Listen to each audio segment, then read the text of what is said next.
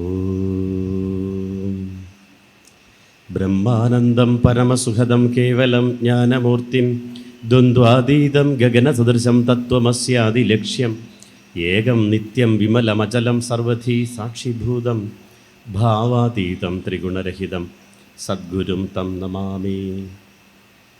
ശിവഗിരിശിഖരാഗ്രേ ദിവ്യപത്മാസനസ്ഥം വരദമഭയഹസ്തം പാപവിധ്വംസപാദം സുജനനികരസേവ്യം ചാരുകാരുണ്യനേത്രം കലികലുഷവിനാശം നൗമി നാരായണാഖ്യം.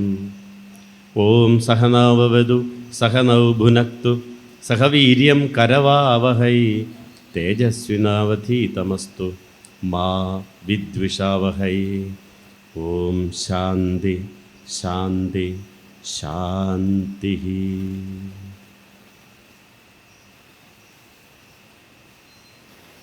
Pavukkara SNDP ശാഖാ യോഗത്തിൻ്റെയും വനിതാ സംഘത്തിൻ്റെയും youth മൂവ്മെൻറ്റിൻ്റെയും ഉത്സവാഘോഷ കമ്മിറ്റിയുടെയും ഭാരവാഹികളെ, ഇന്നത്തെ ഈ 6ാം തിരുവുത്സവത്തിന് നേതൃത്വം കൊടുക്കുന്ന കുടുംബ യോഗങ്ങളുടെയും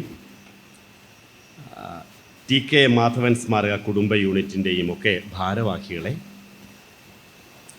വിവിധ ശാഖാ യോഗങ്ങളുടെ പ്രതിനിധികളെ, വേദിയിലും സദസ്സിലുമുള്ള മറ്റ് വിശിഷ്ട വ്യക്തികളെ, എന്നെ ശ്രവിക്കുന്ന പാവുക്കരയിലെ എൻ്റെ പ്രിയപ്പെട്ട അമ്മമാരെ, പിതാക്കന്മാരെ, സഹോദരി സഹോദരങ്ങളെ, വാത്സല്യമുള്ള കുഞ്ഞുങ്ങളെ, നിങ്ങൾക്കെല്ലാവർക്കും എൻ്റെ വിനീത പ്രണാമം.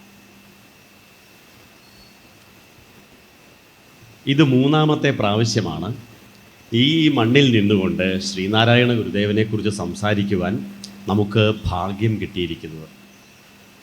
എനിക്ക് ഇവിടെ വന്നപ്പോൾ ഉണ്ടായ ഒരു മാറ്റം വലിയ അത്ഭുതം തോന്നിപ്പിച്ചു. അതിൻ്റെ കാരണം, ഞാൻ ഇത് തൊട്ട് മുൻപ് വരുമ്പോൾ ഇതിൻ്റെ താഴത്തെ ഭാഗത്ത് നിന്നാണ് സംസാരിച്ചതെന്നാണ് എൻ്റെ ഓർമ്മ. അതിൽ നിന്ന് നിങ്ങൾ വളരെയേറെ പുരോഗതി പ്രാപിച്ചിരിക്കുന്നു. നിങ്ങൾക്കൊരു പ്രൊമോഷൻ കിട്ടിയിരിക്കുന്നു. സ്ഥാനക്കയറ്റം എന്നൊക്കെ പറയില്ലേ, ഒരു കയറ്റം കിട്ടിയിരിക്കുന്നു.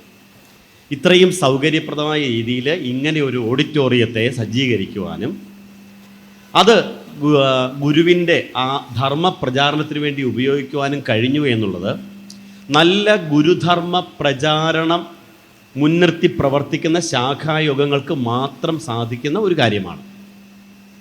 അമ്പലം പണിയാനും അമ്പലത്തോട് ചേർന്ന് നമസ്കാര മണ്ഡപവും തിടപ്പള്ളിയും കൊടിമരവും ഒക്കെ പണിയാനും ആർക്കും സാധിക്കും.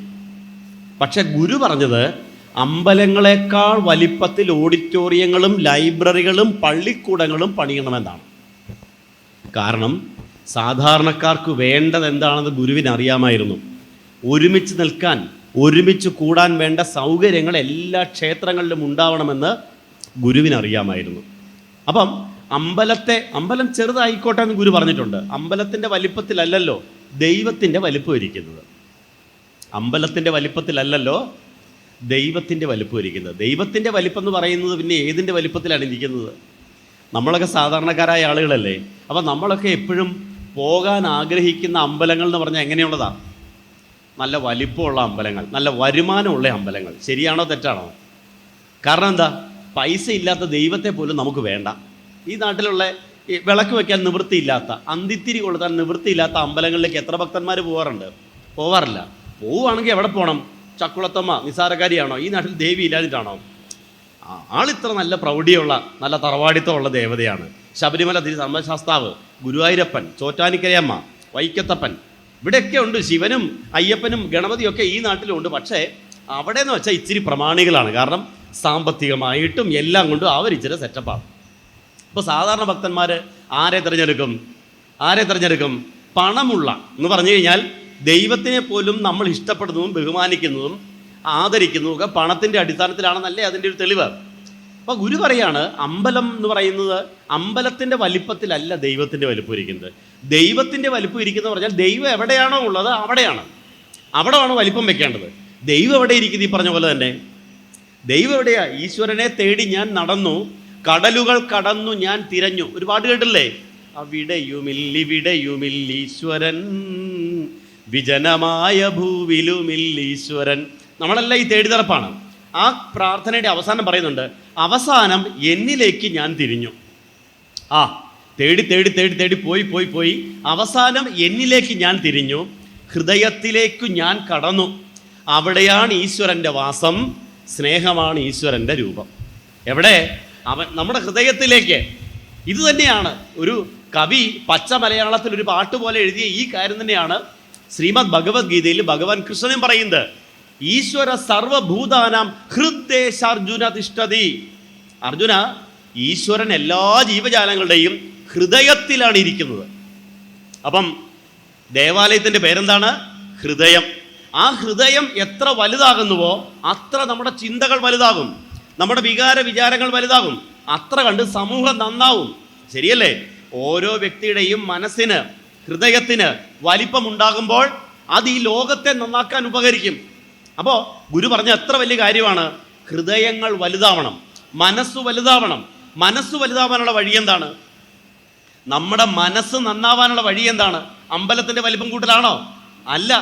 അതിന് പറ്റിയ വഴി എന്ന് പറയുന്നത് നല്ല വിദ്യാഭ്യാസ സ്ഥാപനങ്ങൾ ഉണ്ടാവണം എന്ന് പറഞ്ഞാൽ നല്ല അറിവുണ്ടാവണം. പിന്നെയോ നല്ല സത്സംഗങ്ങൾ, ഇതുപോലുള്ള ക്ലാസ്സുകൾ വെക്കണം. അവിടെ അതിന് എന്ത് വേണം? അതിന് ഓഡിറ്റോറിയം വേണം. പള്ളിക്കൂടത്തിൽ പോയി പഠിക്കാൻ കൊള്ളാം, ഓഡിറ്റോറിയത്തിൽ ഇരിക്കുമ്പോൾ ഇങ്ങനെ കൂട്ടായ്മകളിലൂടെ നമുക്ക് സംസാരിക്കാൻ പറ്റും. പിന്നെയോ ലൈബ്രറി, പുസ്തകം വായിക്കണം, നല്ല പുസ്തകങ്ങൾ വായിക്കണം. ഗുരു പറഞ്ഞിട്ടുണ്ട്, വിവേകം ഉണ്ടാകണമെങ്കിൽ എന്ത് വേണം? പുസ്തകങ്ങൾ വായിക്കണം.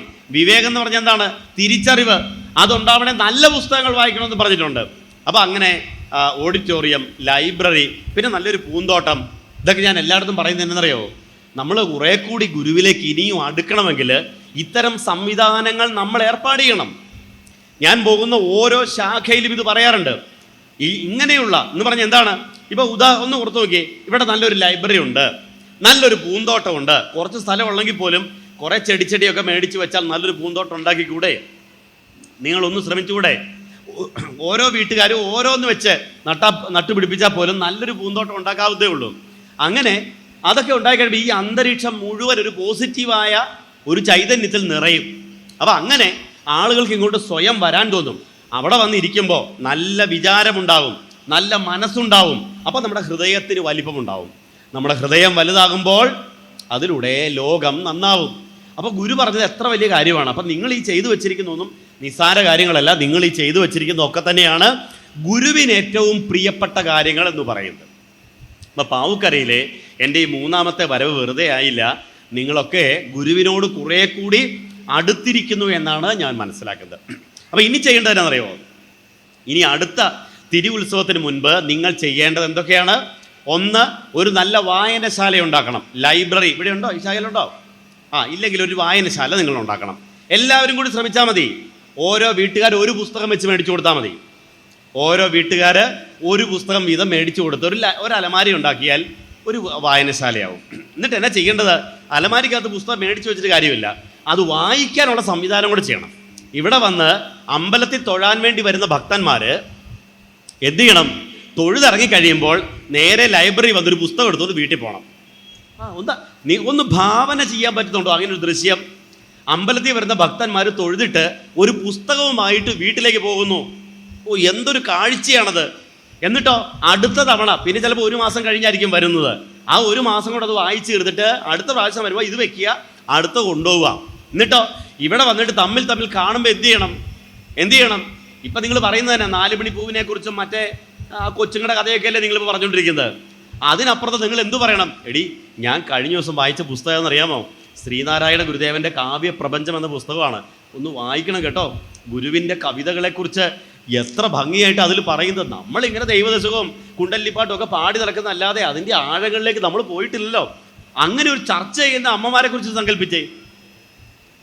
ഗുരുദേവൻ്റെ കൃതികളെക്കുറിച്ചും ഗുരുവിൻ്റെ ജീവചരിത്രത്തെക്കുറിച്ചും ഒക്കെ ചർച്ച ചെയ്യുന്ന ഒരു സമൂഹം അതെന്തൊരു കാഴ്ചയാണെന്ന് ആലോചിക്കൂ. അങ്ങനെ ഈ സമൂഹത്തെ മാറ്റാൻ നിങ്ങൾക്കത് സാധിക്കും. ഒരു ലൈബ്രറി. രണ്ടാമത്തത് ഒരു പൂന്തോട്ടമാണ്. പൂന്തോട്ടം ഗുരുവിന് ഏറ്റവും പ്രിയപ്പെട്ട സ്ഥലം ഒരു പൂന്തോട്ടമാണ്. നിങ്ങൾക്കറിയാലോ, ആലുവയിലെ അദ്വൈതാശ്രമം, മഹാശിവഗിരി കുന്ന്, അരുവിപ്പുറം. ഗുരു എവിടെയൊക്കെ പോയിട്ടുണ്ടോ അവിടെ എല്ലാം പ്രകൃതി രമണീയമായ സ്ഥലങ്ങളാണ്. അപ്പം നിങ്ങൾ അതിനു വേണ്ടി കൂടെ മുൻകൈ എടുക്കണം. അങ്ങനെ നമുക്കിത് ഒരു സമ്പൂർണ്ണ ഗുരുദേവ ക്ഷേത്രമാക്കി മാറ്റണം. ഒരു യഥാർത്ഥ ഗുരുദേവ ക്ഷേത്രം. പിന്നെയോ വിദ്യാലയമാക്കാൻ പറ്റുമെന്ന് എനിക്ക് അറിഞ്ഞൂടാ. പക്ഷേ നിങ്ങൾക്ക് ഒരു കാര്യം ചെയ്യാൻ പറ്റും. നമ്മുടെ ഇടയിലുള്ള മക്കളെ ഇവിടെ കൊണ്ടുവന്നിട്ട് ഗുരുദേവനെ കുറിച്ച് പഠിപ്പിക്കാമല്ലോ. ബാലജനയോഗം ഉണ്ടോ? അവിടെ ഉണ്ട്. എല്ലാവരും പിള്ളേരെ വിടാറുണ്ടോ? അത് വലിയ പാടാ. കാരണം എന്നാ, 10ാം ക്ലാസ്സിലെ പിള്ളേരെയൊക്കെ വിളിച്ചാൽ വരത്തില്ലെന്നേ. കാരണം എന്നാ, ഒത്തിരി പഠിക്കാനുണ്ടെന്നാണ് പറയുന്നത്. അല്ലേ? ശരിയല്ലേ? അപ്പോൾ നമ്മൾ പരമാവധി പിള്ളേരെ അതിനൊന്നും പോയിട്ട് ഒരു കാര്യമില്ല. ബാലവേദി പോയാൽ 10ൽ A+ കിട്ടുമോ? നമ്മുടെ അമ്മച്ചിമാർ ചോദിക്കുന്നതാ, ബാലവേദി പോയിട്ട് എന്ത് പ്രയോജനം എന്നാ. അപ്പം അങ്ങനെയൊക്കെ ചിന്തിക്കുന്ന ആളുകളുണ്ട്. അതിൻ്റെ പ്രയോജനം എന്ന് പറയുന്നത് വളരെ വലുതാണ്. കാരണം ഗുരു എന്നത് ഒരു വെളിച്ചമാണ്. ഗുരു എന്നത് വെളിച്ചമാണ്. വിളക്ക് കൈവശമുള്ളവനെങ്ങും വിശ്വം ദീപമയം, വെണ്മ മനസ്സിൽ വിളങ്ങിന ഭദ്രന് മേന്മേൽ അമൃതമയം. വെളിച്ചം കയ്യിലുണ്ടെങ്കിൽ ലോകം മുഴുവൻ നമുക്ക് പ്രകാശപൂർണമായിരിക്കും. ശരിയാണോ? നിങ്ങളൊക്കെ രാത്രിയിൽ ഇരുട്ടത്ത് പോകുമ്പോൾ അമ്മ പറയും, മോനെ ലൈറ്റ് എടുത്തോണം കേട്ടോ. കാരണം എന്നാ, ലൈറ്റ് ഉണ്ടെങ്കിൽ ഇരുട്ടിനെ പേടിക്കണ്ട. അപ്പോൾ ഗുരു എന്നതൊരു പ്രകാശമാണ്, ഒരു പ്രകാശ ഗോപുരമാണ്. ആ പ്രകാശത്തെ നിങ്ങളുടെ മക്കൾക്ക് കൊടുത്താൽ, എൻ്റെ പ്രിയപ്പെട്ടവരെ, നിങ്ങൾ സയൻസോ കണക്കോ ഇംഗ്ലീഷോ CBSE ICSE എന്തു ആയിക്കോട്ടെ, അതിനേക്കാൾ വലിയ പ്രകാശമാണ് ഗുരു തരുന്നത്. അറിവിൻ്റെ പ്രകാശം, സത്യത്തിൻ്റെ പ്രകാശം, ജ്ഞാനത്തിൻ്റെ പ്രകാശം, ആനന്ദത്തിൻ്റെ പ്രകാശം. അപ്പം അത് നമ്മുടെ മക്കൾക്ക് കൊടുക്കണമെങ്കിൽ മാതാപിതാക്കളെ ബോധവൽക്കരിക്കേണ്ടതുണ്ട്. അങ്ങനെ ഒരു നല്ല വിദ്യാലയവും നമുക്ക് സാക്ഷാത്കരിക്കാം. ഞാൻ പറഞ്ഞത് എല്ലാം കൂടി തികയുമ്പോഴാണ് ഗുരുവിൻ്റെ സന്നിധാനം പൂർണ്ണമാവുന്നത്. അങ്ങനെ പൂർണ്ണമായ ദിവ്യ സങ്കേതങ്ങളായിട്ട് ഗുരുവിൻ്റെ കേന്ദ്രങ്ങൾ മാറുമ്പോൾ എന്നാ സംഭവിക്കുന്നത്? ഈ പാവുക്കരയും മാറും. കാരണം എന്താണ്? ഈ നാട്ടിലുള്ള ആളുകളുടെ മനസ്സ് മാറിയില്ലേ? ഇവിടെ ലൈബ്രറി എന്ന് പറയുന്നത് SNDP-കാർക്ക് മാത്രമല്ല, എല്ലാവർക്കും വന്നിരിക്കാം. പൂന്തോട്ടം എന്ന് പറയുന്നത് എല്ലാവർക്കും കൂടെ ഉള്ളതാ അല്ലേ? അങ്ങനെ ഒരു നാടിനെ തന്നെ, ഒരു നാടിൻ്റെ സാംസ്കാരിക നിലയങ്ങളാവണം ഗുരുക്ഷേത്രങ്ങൾ. പറഞ്ഞ മനസ്സിലായോ? SNDP-കാരുടെ ഈഴവരുടെ മാത്രമല്ല, ഒരു നാടിൻ്റെ സാംസ്കാരിക തലസ്ഥാനമായിട്ട് ഓരോ SNDP ശാഖായോഗങ്ങളും മാറുമ്പോൾ അതാണ് ഗുരു കൽപ്പിച്ച മാതൃകാസ്ഥാനം. ഗുരു പറഞ്ഞ ഗുരുവിൻ്റെ ആദ്യ കവിത, ലോകത്ത് ഗുരു കൊടുത്ത ആദ്യ കവിത, ആദ്യത്തെ രാഷ്ട്രീയ കവിത എന്ന് തന്നെ വിളിക്കുന്നുണ്ട് കേട്ടോ. ആ കവിത ഏതാണ്? ഗുരുവിൻ്റെ ആദ്യ കവിത എന്ന് വെച്ചാൽ ഏതാ? ലോകത്തിനു മുമ്പിൽ അവതരിപ്പിക്കപ്പെട്ട, ഗുരു പരസ്യമായിട്ട് പ്രഖ്യാപിക്കപ്പെട്ട, എഴുതി കാണിച്ച കവിത ഏതായിരുന്നു? ജാതിഭേദം, മതദ്വേഷം ഏതുമില്ലാതെ സർവരും സോദരത്വേന വാഴുന്ന മാതൃകാസ്ഥാനമാമിത്. ഇത് മാതൃകാസ്ഥാനമാകും. എന്തുകൊണ്ട്? ഗുരുവിൻ്റെ സങ്കേതങ്ങൾ ഉയർന്നു വരണം. ഗുരുവിനെ പഠിക്കുന്നവരും പഠിപ്പിക്കുന്നവരും ഉണ്ടാകുമ്പോൾ, അത്തരം മാതൃകാസ്ഥാനങ്ങളായിട്ട് ഓരോ സ്ഥലങ്ങളും മാറുമ്പോൾ ഈ ധര സ്വർഗമായി തീരുക തന്നെ ചെയ്യും. അപ്പം നമുക്ക് അതിനു വേണ്ടിയാണ് പരിശ്രമിക്കേണ്ടത്. കേവലം എനിക്ക് ഈ ഉത്സവത്തിൽ കാണുന്ന ഏറ്റവും വലിയൊരു ഇഷ്ടപ്പെട്ട മറ്റൊരു സംഗതി എന്നറിയോ? എല്ലാ ദിവസവും പ്രസംഗങ്ങളുണ്ട്, എല്ലാ ദിവസവും നല്ല പ്രഭാഷണങ്ങളുണ്ട്.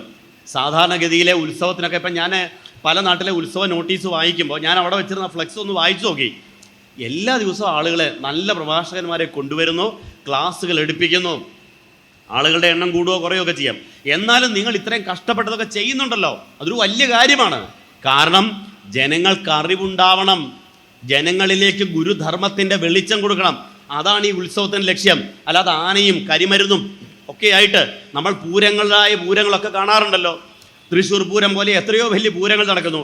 എത്ര കോടികളാണ് പൊട്ടിച്ചെറിയുന്നത്, എത്ര കോടികളാണ് പൊട്ടിച്ചെറിയുന്നത്. എന്നിട്ട് സാധാരണക്കാരന് എന്തു പ്രയോജനം ഉണ്ടാവുന്നുണ്ട്?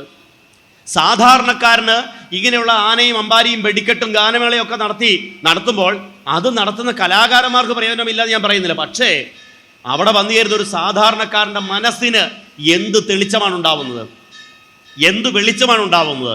അപ്പോൾ മനസ്സിന് വെളിച്ചമുണ്ടാവാൻ വേണ്ടിയാണ് പ്രഭാഷണങ്ങൾ, അറിവിൻ്റെ പങ്കുവയ്ക്കലുകൾ. അതിന് നിങ്ങൾ കൊടുത്ത ഈ പ്രാധാന്യവും അങ്ങേയറ്റം സ്തുത്യർഹമാണ്. അതിന് മുൻകൈ എടുത്തവരെ കൂടി പ്രത്യേകമായിട്ട് ഞാൻ അഭിനന്ദിക്കാൻ ഈ അവസരം വിനിയോഗിക്കുകയാണ്. ഇങ്ങനെ വേണം, ഉത്സവങ്ങളായാൽ ഇങ്ങനെ വേണമെന്നാണ് നിങ്ങൾ പറഞ്ഞു കൊടുക്കുന്നത്. ഇങ്ങനെയാണ് ഉത്സവങ്ങൾ നടത്തേണ്ടത്. അതിനൊരു നല്ല മാതൃകയാണ് പാവുക്കര സൃഷ്ടിച്ചിരിക്കുന്നത് എന്നും കൂടെ ഞാൻ പറഞ്ഞുകൊള്ളട്ടെ. പ്രിയപ്പെട്ടവരെ, നല്ല നല്ല ക്ലാസ്സുകളൊക്കെ കേട്ട് നിങ്ങളിങ്ങനെ ഇരിക്കുകയാണ്.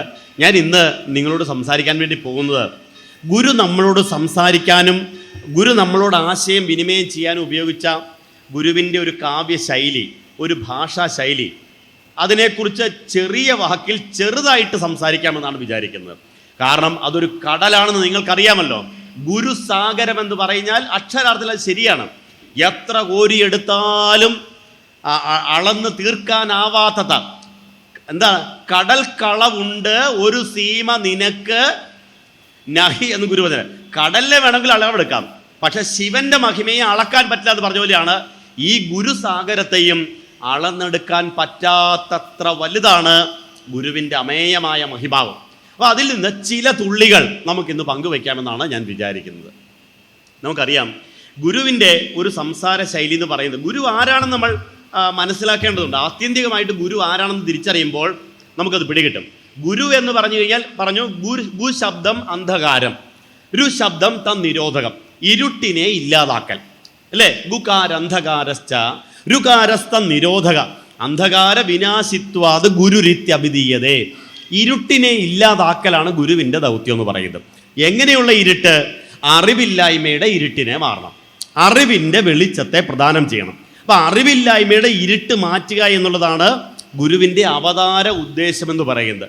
ആ ഇരുട്ടിനെ മാറ്റുവാൻ ഗുരു ഉപയോഗിച്ച വാക്കുകൾ, ഗുരു ഉപയോഗിച്ച സാഹിത്യം എന്ന് പറയുന്നത് മലയാളത്തിലും ലോക സാഹിത്യത്തിലും പകരം വയ്ക്കാനാവാത്ത ഒന്നാണ്. പക്ഷെ നിർഭാഗ്യം എന്ന് പറയട്ടെ, നമ്മുടെ ഇടയിൽ ഗുരുവിനെ ഇന്നും ഗുരുവിൻ്റെ എഴുത്തിനെ പ്രത്യേകമായിട്ട് വിലയിരുത്താനുള്ള ശ്രമങ്ങൾ കാര്യമായിട്ടൊന്നും നടന്നിട്ടില്ല എന്നുള്ളതാണ് വാസ്തവം.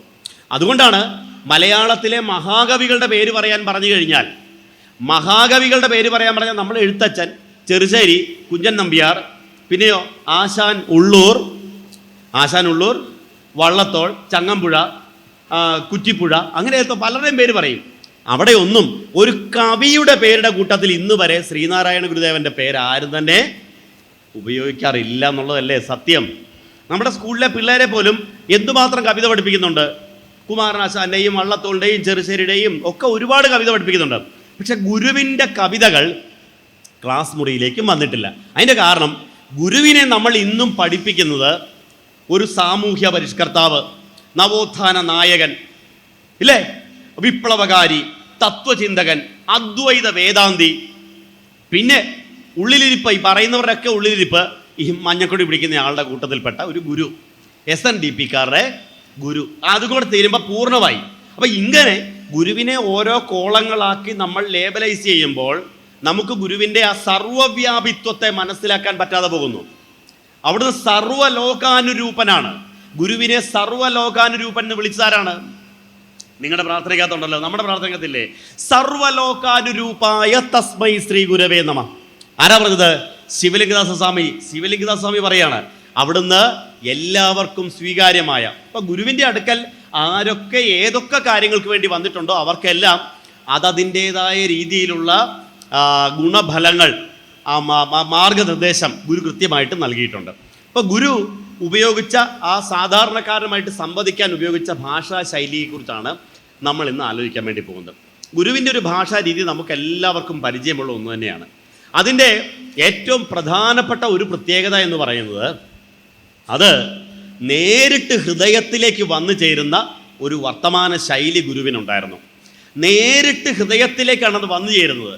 അത് എപ്പോൾ തുടങ്ങിയെന്ന് ചോദിച്ചു കഴിഞ്ഞാൽ പ്രതിഭകൾ 3 തരത്തിലുണ്ടെന്നാണ് പറയുക.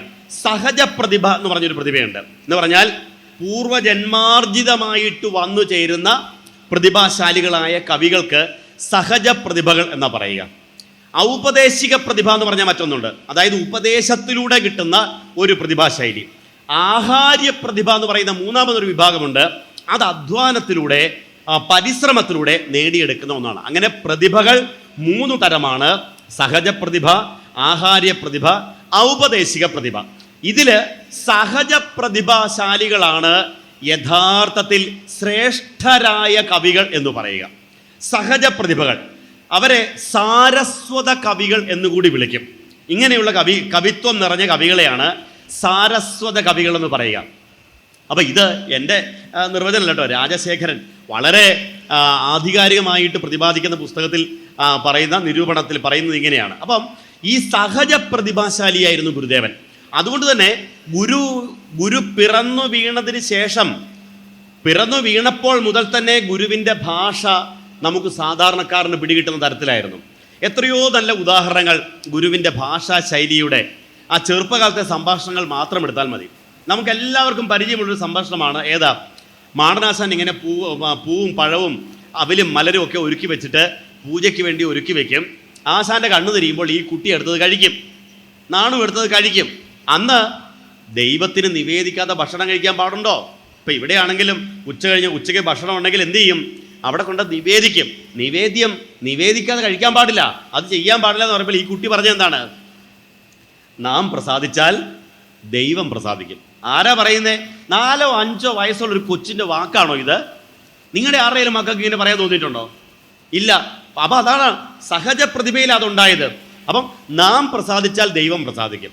എന്തൊരു ആഴമേറിയ 4-5 വയസ്സിൻ്റെ കൊച്ചിന് ആ ഭാഷാ ശൈലിയിൽ ഇങ്ങനെ ആയിരുന്നില്ല പറയേണ്ടിയിരുന്നത്.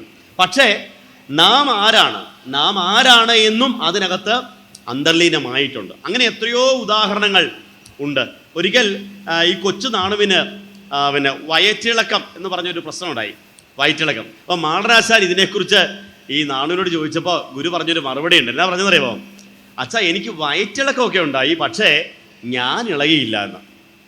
വയറ്റിളക്കം ഉണ്ടായി എന്നുള്ളത് ശരിയാണ്, പക്ഷെ ഞാൻ ഒട്ടും ഇളകിയില്ല. അപ്പം ഞാൻ ആരാണ്? നോക്കിക്കേ, ഒരു ഭാഷ എങ്ങനെയാണ് സംസാരിക്കാൻ പറ്റുന്നത്?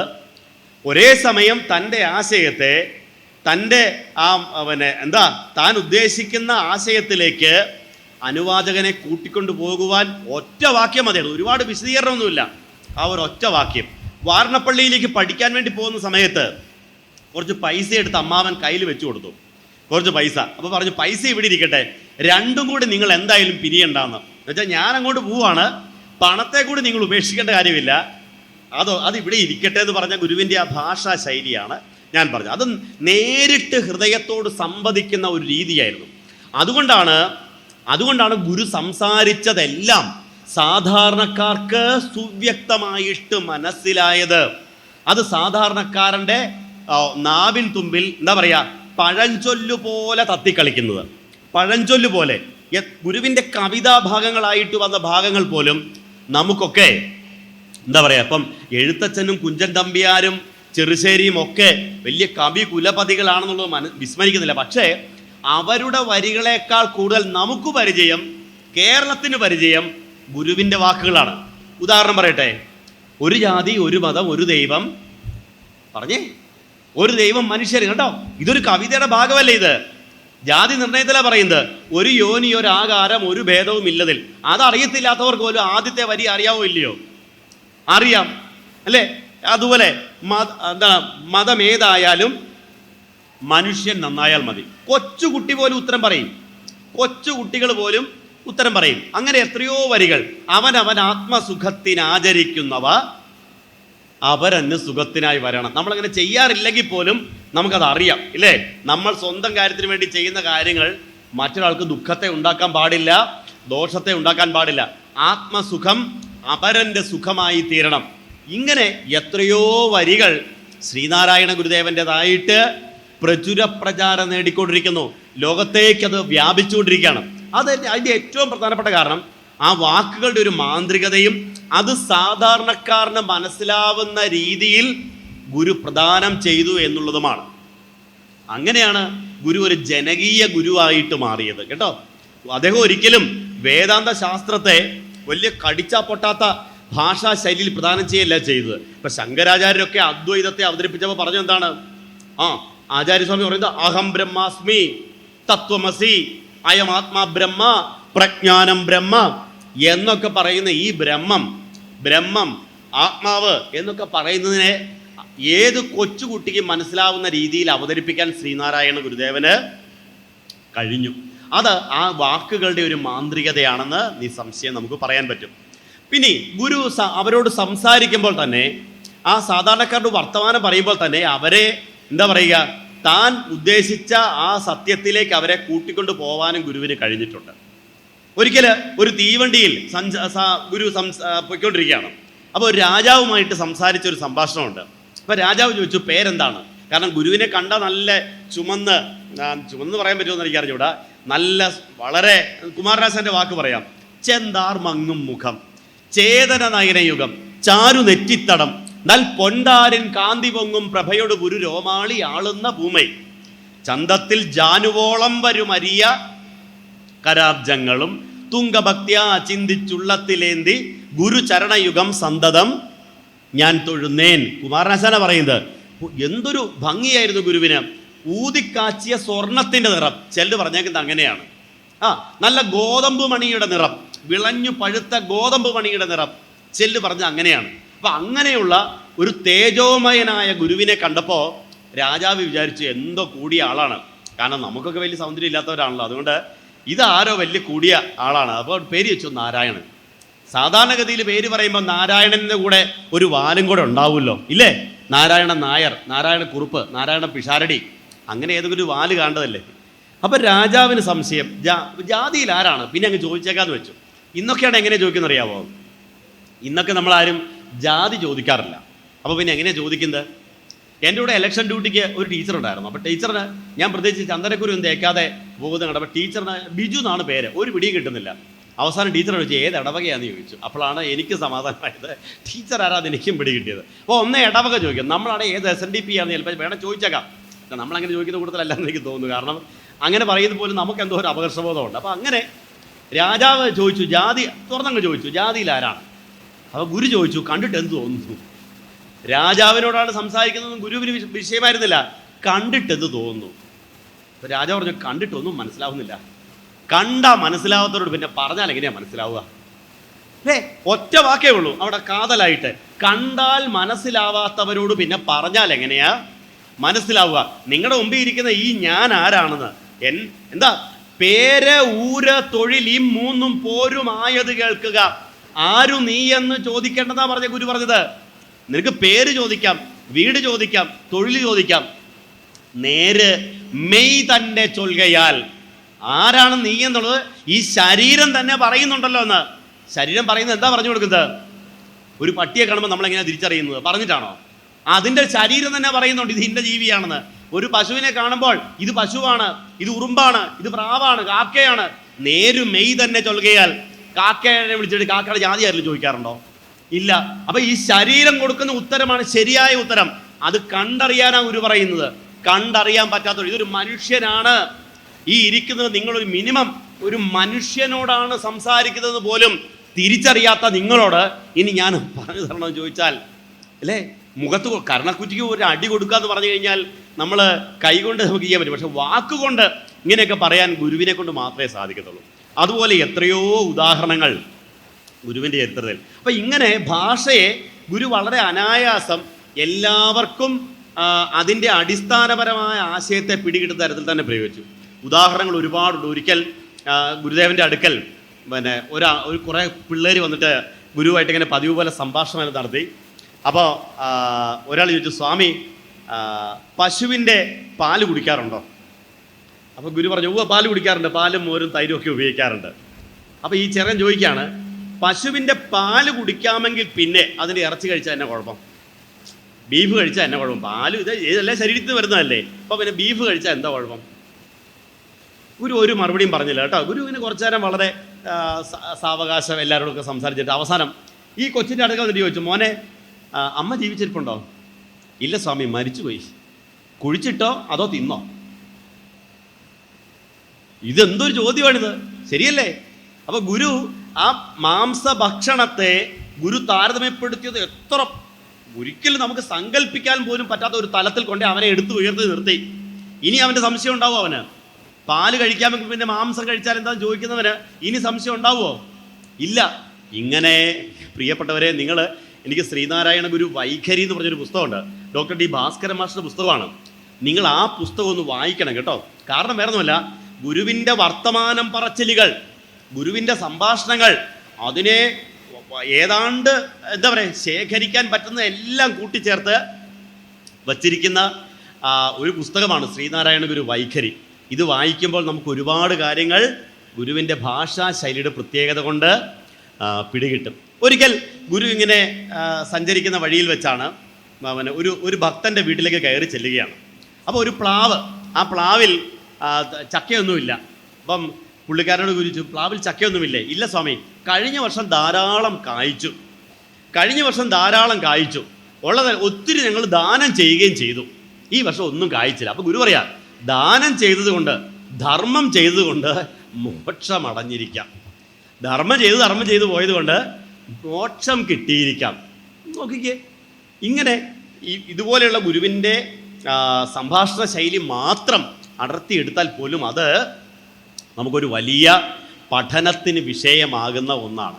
ഇവിടെ എല്ലാം നാം തിരിച്ചറിയേണ്ടത്, ഗുരു വർത്തമാനം പറയുന്നത് സാധാരണക്കാരാണെങ്കിൽ പോലും അവർക്ക് അതിൻ്റെ അകക്കാമ്പിനെ പിടികിട്ടുവാൻ പാകത്തിനുള്ള ഒരു രീതിശാസ്ത്രം ഗുരുവിൻ്റെ ഭാഷയിൽ എടുത്തു പറയാവുന്ന ഒന്നാണ്. ഇങ്ങനെ ഒട്ടനേകം ഉദാഹരണങ്ങളിലൂടെയാണ് ഗുരു സമൂഹത്തിലേക്ക് താൻ പ്രതിദാനം ചെയ്യുന്ന ആശയത്തെ ലോകത്തിന് പറഞ്ഞു കൊടുത്തത്, പകർന്നു കൊടുത്തത്. അപ്പം അത് ആ വർത്തമാനം വെച്ച രീതിയാണ്. ഇനി ഗദ്യഭാഷ എന്ന് പറയുമ്പോൾ ഗുരു ഈ പറഞ്ഞ അതേ ശൈലിയിൽ തന്നെയാണ് ഇന്ന് കാണുന്ന ഗദ്യശൈലി ഗുരു ആവിഷ്കരിച്ചെടുത്തത്. നമ്മളിപ്പോൾ ഇന്ന് എനിക്ക് തോന്നുന്നു ഇതേ ഈ നോട്ടീസിൻ്റെ മാറ്റർ ഉണ്ടല്ലോ, ഈ നോട്ടീസിൻ്റെ ഫ്രണ്ട് പേജിൽ കൊടുത്തിരിക്കുന്ന ഈ മാറ്റർ പോലും മതസാഹോദര്യം വിളിച്ചോതുന്ന പാവുക്കരയുടെ തിരുനെറ്റിയിലൊരു തിലകക്കുറിയായി ശ്രീനാരായണ ഗുരുദേവ ക്ഷേത്രം. നല്ല മാറ്ററാട്ടോ, എഴുതിയ ആള് സൂപ്പറായിട്ടുണ്ട് എന്തായാലും. അപ്പം ഇതിനേക്കാൾ ഇന്നത്തെ ഭാഷയാണല്ലോ, ഇതിനേക്കാൾ അയജ്ഞ ലളിതമായിട്ട് ഗുരു തൻ്റെ ഗദ്യം നമുക്ക് വിനിമയം ചെയ്തു. ഇന്ന് പോലും അങ്ങനെ നമുക്ക് പറയാൻ പറ്റുന്നില്ല, ഇന്ന് പോലും നമുക്കങ്ങനെ എഴുതാൻ പറ്റുന്നില്ല. അതിൻ്റെ ഏറ്റവും മികച്ച ഉദാഹരണമാണ് കുളത്തൂർ കോലത്തുകര അമ്പലത്തിൽ വെച്ച്. കോലത്തുകരയിൽ ഒരു ഭദ്രകാളി ക്ഷേത്രം ഉണ്ടായിരുന്നു, നിങ്ങൾക്കറിയാമല്ലോ.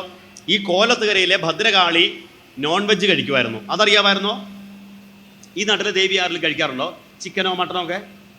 ഉണ്ടോ? ഇല്ല. അങ്ങനെ പറയുമ്പോൾ നമുക്കൊരു ടെൻഷനല്ലേ, ഇനി എന്നാ പറയണമെന്ന്. പക്ഷെ ചില സ്ഥലത്തൊക്കെ ഇപ്പോഴും ഉണ്ടെന്നാണ് ഞാൻ കേട്ടേക്കുന്നത്. എന്തായാലും കോലത്തുകരയിലെ അമ്മയ്ക്ക് ഇത് വേണമായിരുന്നു. അപ്പോൾ ഗുരു പറഞ്ഞു, ഇത് ക്ഷേത്രമാണ്, ദേവിയാണ്, അമ്മയാണ്, ചോര പിഴിക്കാൻ പാടില്ല എന്ന് പറഞ്ഞു. ചോര പിഴിക്കാൻ പാടില്ല. അപ്പോൾ ആളുകൾ പറഞ്ഞു, സ്വാമി ഇത് ഭദ്രകാളിയാണ്, ഭദ്രകാളിക്ക് ഇച്ചിരി ചോരയൊക്കെ വേണം. അങ്ങനെയാണെങ്കിൽ ഭദ്രകാളിയെ അങ്ങോട്ട് മാറ്റാം. കണ്ടോ, ഭദ്രകാളിയെ മാറ്റാം. അങ്ങനെ ഭദ്രകാളിയെ മാറ്റി.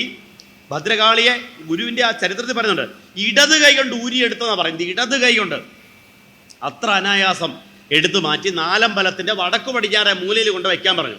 ഇനി ഒരു സാമ്പ്രാണി പോലും കത്തിച്ചേക്കരുതെന്ന് പറഞ്ഞു. കോലത്തുകര അമ്പലത്തിൽ പോയിട്ടുള്ളവർക്ക് ഇന്നും ആ ഭദ്രകാളി ഒരു പരാതി ഇല്ലാണ്ട് അവിടെ ഇരിക്കുന്നത് കാണാൻ പറ്റും കേട്ടോ. കാരണം എടുത്തു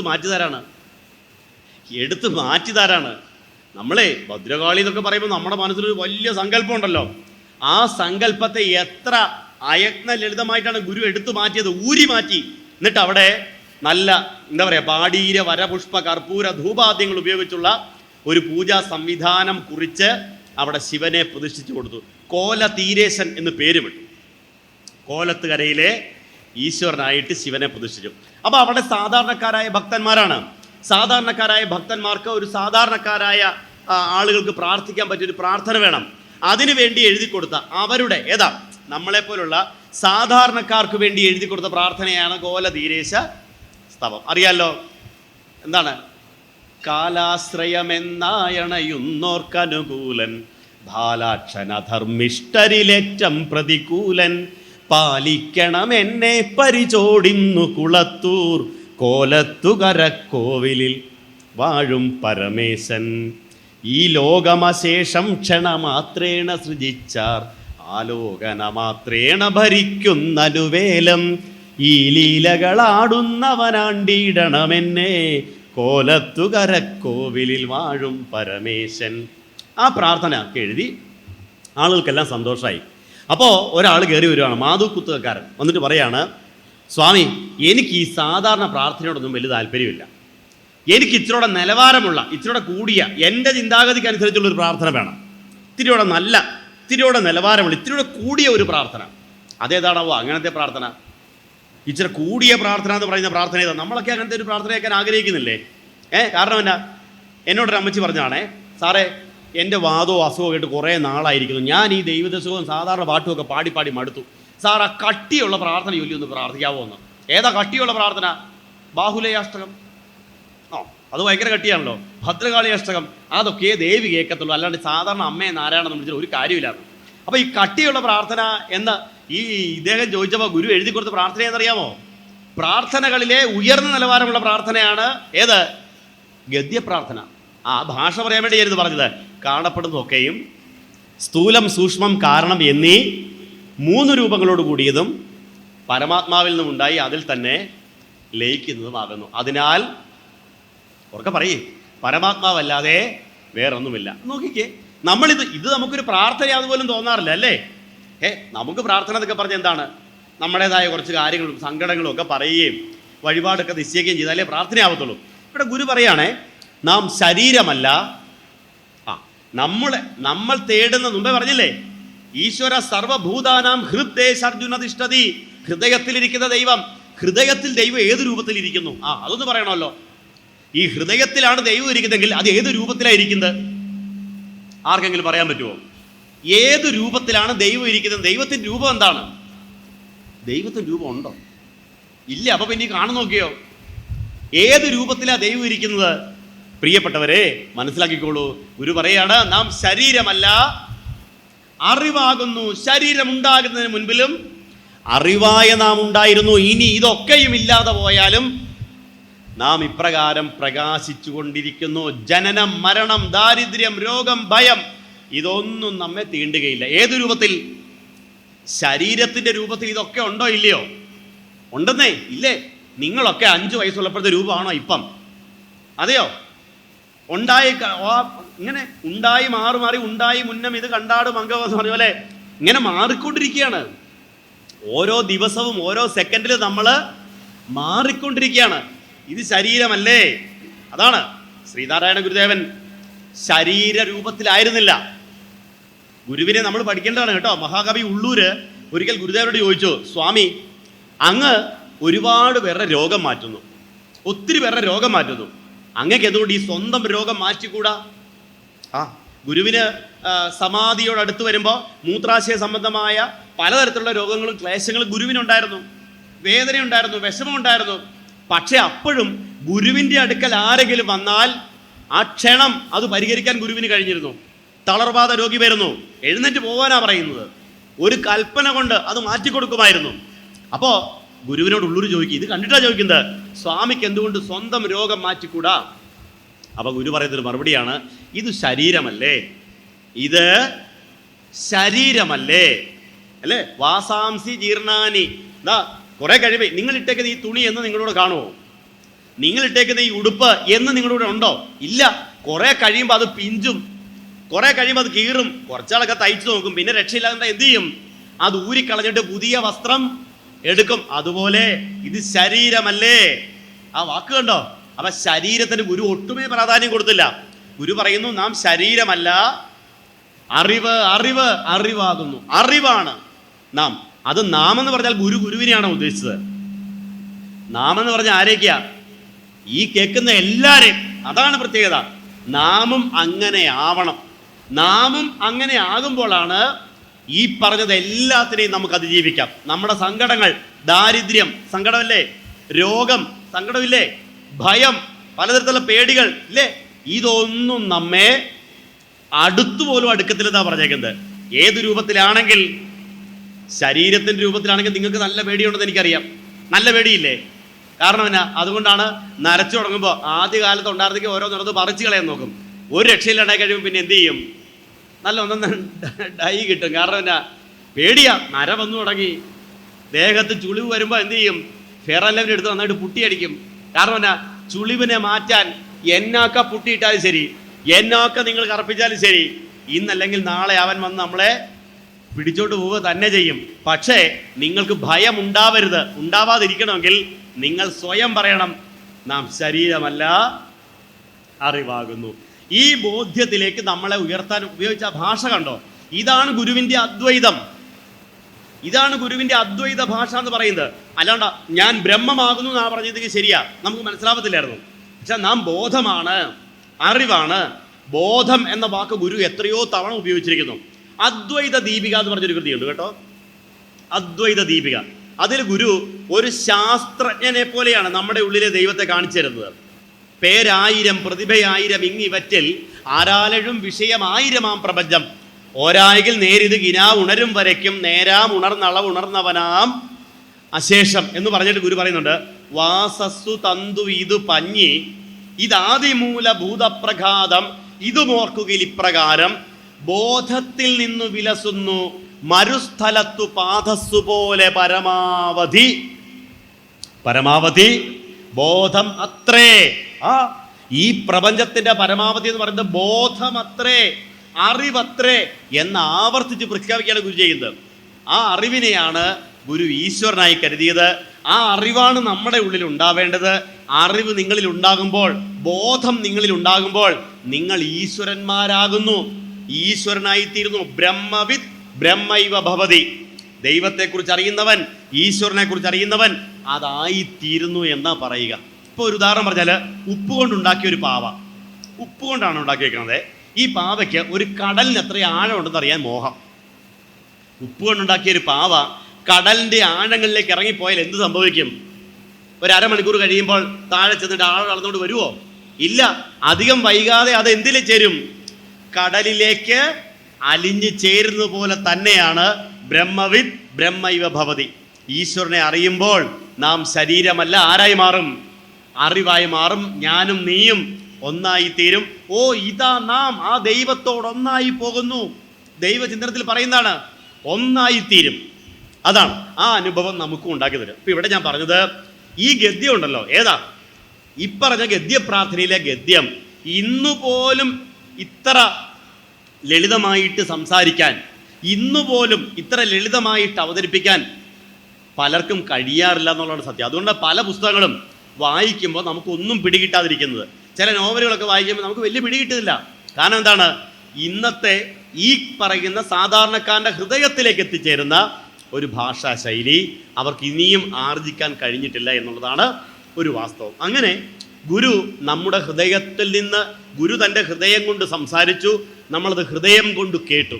അതുകൊണ്ടാണ് ഗുരു കേരളത്തിൻ്റെ ഗുരുവായി, ലോകത്തിൻ്റെ ഗുരുവായി മാറിയത്. അവിടെ മറ്റു വേഷം കെട്ടലുകളോ വളച്ചുകെട്ടലുകളോ ഒന്നും ഉണ്ടായിരുന്നില്ല. താൻ ആരാണ് എന്ന് തൻ്റെ വാക്കുകളിലൂടെ അവതരിപ്പിക്കാൻ ഗുരുവിന് സാധിച്ചു. ഇനി ഗുരുവിൻ്റെ രചനകളെ എടുക്കുമ്പോൾ പലതരത്തിൽ നമുക്കിതിനെ തരംതിരിക്കാൻ പറ്റും. ആദ്യത്തെ വിഭാഗം എന്ന് പറയുന്നത് സ്തോത്രകൃതികൾ എന്ന വിഭാഗത്തിൽപ്പെട്ടവയാണ്. എന്ന് പറഞ്ഞാൽ എന്താണ്? സ്തോത്രങ്ങൾ എന്ന് പറഞ്ഞാൽ പ്രാർത്ഥിക്കാൻ വേണ്ടിയുള്ളത്. സ്തുയത്തെ അനേന ഇതി സ്തോത്രം, സ്തുതിക്കാൻ വേണ്ടിയുള്ള കൃതികൾ. അത് നിങ്ങളിൽ പലർക്കും, ഇപ്പം ഇവിടെ ഞാൻ വരുന്നതിന് തൊട്ട് മുമ്പ് നന്നായിട്ട് ഗുരുദേവ കൃതികൾ ആലപിച്ചുകൊണ്ടിരുന്നല്ലോ ഒരു അമ്മ. ആരായിരുന്നു അത്? ഇവിടെ വന്നിട്ട് പോയോ? നല്ല ഭംഗിയായിരുന്നു കേട്ടോ. എനിക്ക് ശരിക്കും ഇഷ്ടപ്പെട്ടു. ആ സദാശിവ ദർശനമൊക്കെ പാടിയത് നല്ല ഗംഭീരമായിരുന്നു. അപ്പോൾ അങ്ങനെ സ്തോത്രകൃതികൾ ഇപ്പോൾ വളരെ കുറച്ച് ആളുകൾക്കൊക്കെ പരിചയമുണ്ടാവും. പിന്നെ മറ്റൊരു വിഭാഗമാണ് ഗുരുവിൻ്റെ ഈ പറഞ്ഞ ആത്മസത്യത്തെ അവതരിപ്പിക്കുന്ന ദാർശനിക കൃതികൾ എന്ന് പറയുന്ന ഒരു വിഭാഗം. പിന്നെ മറ്റൊരു വിഭാഗം നമ്മളോട് എന്തു ചെയ്യണം, എന്ത് ചെയ്യാൻ പാടില്ല എന്നൊക്കെ ഉപദേശിക്കുന്ന ഉദ്ബോധനാത്മക കൃതികൾ എന്ന് പറയുന്ന ഒരു വിഭാഗം. പിന്നെ പരിഭാഷകൾ, മറ്റു ഭാഷയിൽ നിന്ന് മൊഴിമാറ്റം ചെയ്തിരിക്കുന്ന കൃതികൾ. ഇനി അതുപോലെ ശ്രീനാരായണ ധർമ്മം. ഇങ്ങനെ പല തരത്തിൽ ഗുരുവിൻ്റെ കൃതികളെ നമുക്ക് തരംതിരിക്കാം. പക്ഷേ ആ കൃതികളെ ഏതെടുത്താലും നാം തിരിച്ചറിയേണ്ട സത്യം, അതിലെല്ലാം പ്രസരിക്കുന്നത്, ഗുരുവിൻ്റെ മുഴുവൻ കൃതികളിലൂടെയും ഗുരു കാണിക്കുന്നത് താൻ അനുഭവിച്ച ആത്മസത്യത്തിൻ്റെ പ്രകാശനങ്ങളാണ്, താൻ അനുഭവിച്ചറിഞ്ഞ ആത്മപ്രകാശത്തിൻ്റെ പ്രതിഫലനങ്ങളാണ്. ഉദാഹരണം പറഞ്ഞാൽ, മുമ്പേ പറഞ്ഞില്ലേ, ആദ്യത്തെ കവിത എന്ന് പറഞ്ഞ് നമ്മൾ ജാതിഭേദം മതദ്വേഷത്തെ എടുത്തു വെച്ചാൽ പോലും ഗുരു ആദ്യമായിട്ട് അവതരിപ്പിച്ചു എന്ന് ഇന്ന് കിട്ടിയിരിക്കുന്ന കേട്ടോ ഒരുപാട് കവിതകൾ കിട്ടാതെ പോയി. ഗുരുവിൻ്റെ ഒരുപാട് കൃതികൾ കിട്ടാതെ പോയി. വാർണപ്പള്ളിയിൽ വെച്ച് ഗുരു പറഞ്ഞൊരു സന്ദർഭമുണ്ടേ. ഗുരു പറയാണ്, 8-10 പേരിങ്ങനെ നിരന്നിരിക്കുകയാണെങ്കിൽ അവരോരോരുത്തരോടും ഞാൻ കവിത ചൊല്ലി കൊടുക്കുമായിരുന്നാണ് പറഞ്ഞത്.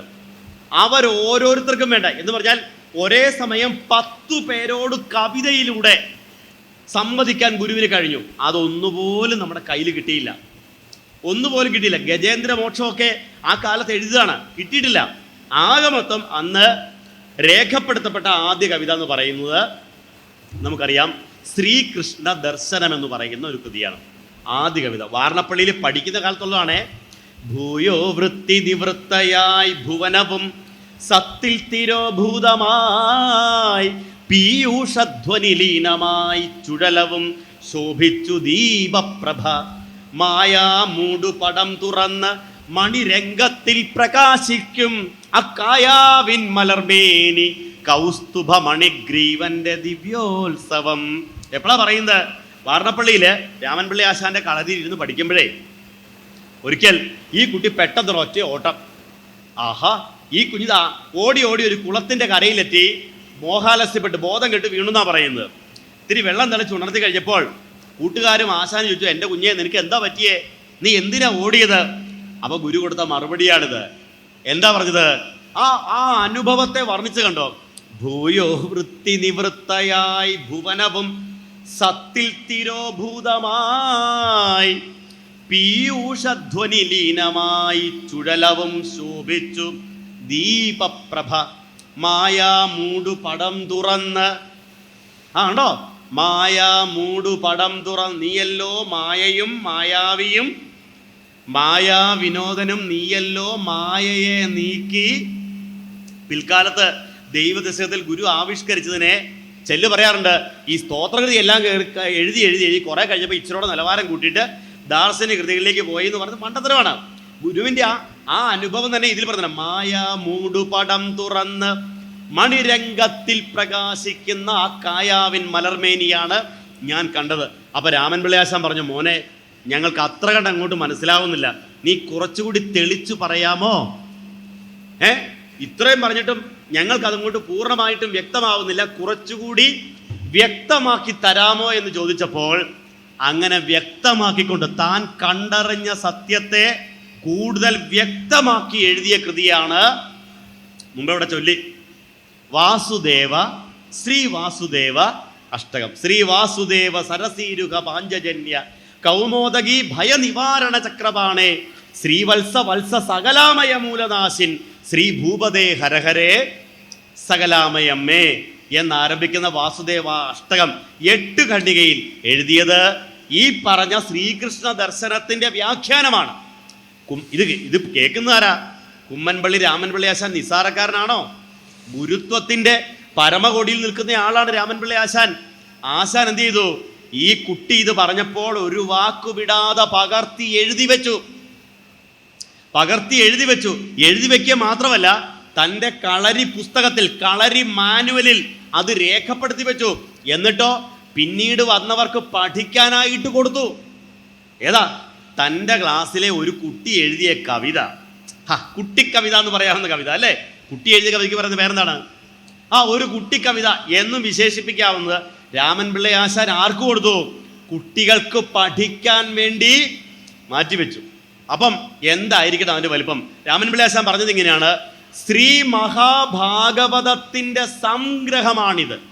ഏത് കൃതി? ഈ ഭാഗവതം ഈ നാട്ടിലൊക്കെ വായിക്കാറില്ലേ? ഉണ്ടോ? അതിന് പറയുന്നത് വേറെന്നാ? ഭാഗവതം 7 ദിവസം കൊണ്ട് വായിക്കുന്നതിന് പറയുന്നത് വേറെന്നാ? അതും അറിയത്തില്ലേ? ഭാഗവത സപ്താഹ യജ്ഞം 7 ദിവസം കൊണ്ട് വായിക്കാറില്ലേ? 7 ദിവസം കൊണ്ട് വായിക്കുന്ന ഭാഗവതം 7 ദിവസം കൊണ്ട് അതെങ്ങനെയാ വായിക്കുന്നത്? നല്ല വ്യക്തമായിട്ടോ വല്ലതും ആണോ? അർത്ഥമൊന്നും പൂർണ്ണമായിട്ട് നമുക്ക് മനസ്സിലാവത്തില്ല, ചുമ്മാ അങ്ങോട്ട് വായിച്ചു വിടുകയാണ്. ഇടയ്ക്കെപ്പോഴോ ആചാര്യം വന്നിട്ട് എന്തെങ്കിലും 2 കഥയും പറയും. 7 ദിവസം കൊണ്ട് വായിച്ചു തീർക്കണമല്ലോ എന്നുള്ള രീതിയിലാണ് പോകുന്നത്. 7 ദിവസം കൊണ്ട് വായിച്ചാൽ തീരാത്ത ഗ്രന്ഥത്തിന്റെ സത്തയാണ് 8 ഖണ്ഡികയിൽ ഗുരു എഴുതി വച്ചിരിക്കുന്നത്. പേരെന്താണ്? ശ്രീ വാസുദേവ അഷ്ടകം. ഗോവിന്ദ ഗോപസുത ഗോഗണപാലലോല ഗോപീജനാംഗ ഗമനീയ നിജാംഗ സംഘ ഗോദേവി വല്ലഭ മഹേശ്വര മുഖ്യവന്ദ്യ ശ്രീ ഭൂപതേ ഹരഹരേ സകലാമയമ്മേ ഭക്തപ്രിയായ ഭവശോക വിനാശനായ മുക്തിപ്രദായ മുനിവൃന്ദ നിഷേവിതായ നക്തന്തിവം ഭഗവതേ നദിരസ്മദീയ ശ്രീ ഭൂപതേ ഹരഹരേ. ഒന്ന് ആലോചിച്ച് നോക്കൂ. അപ്പൊ ആരായിരുന്നു ഈ?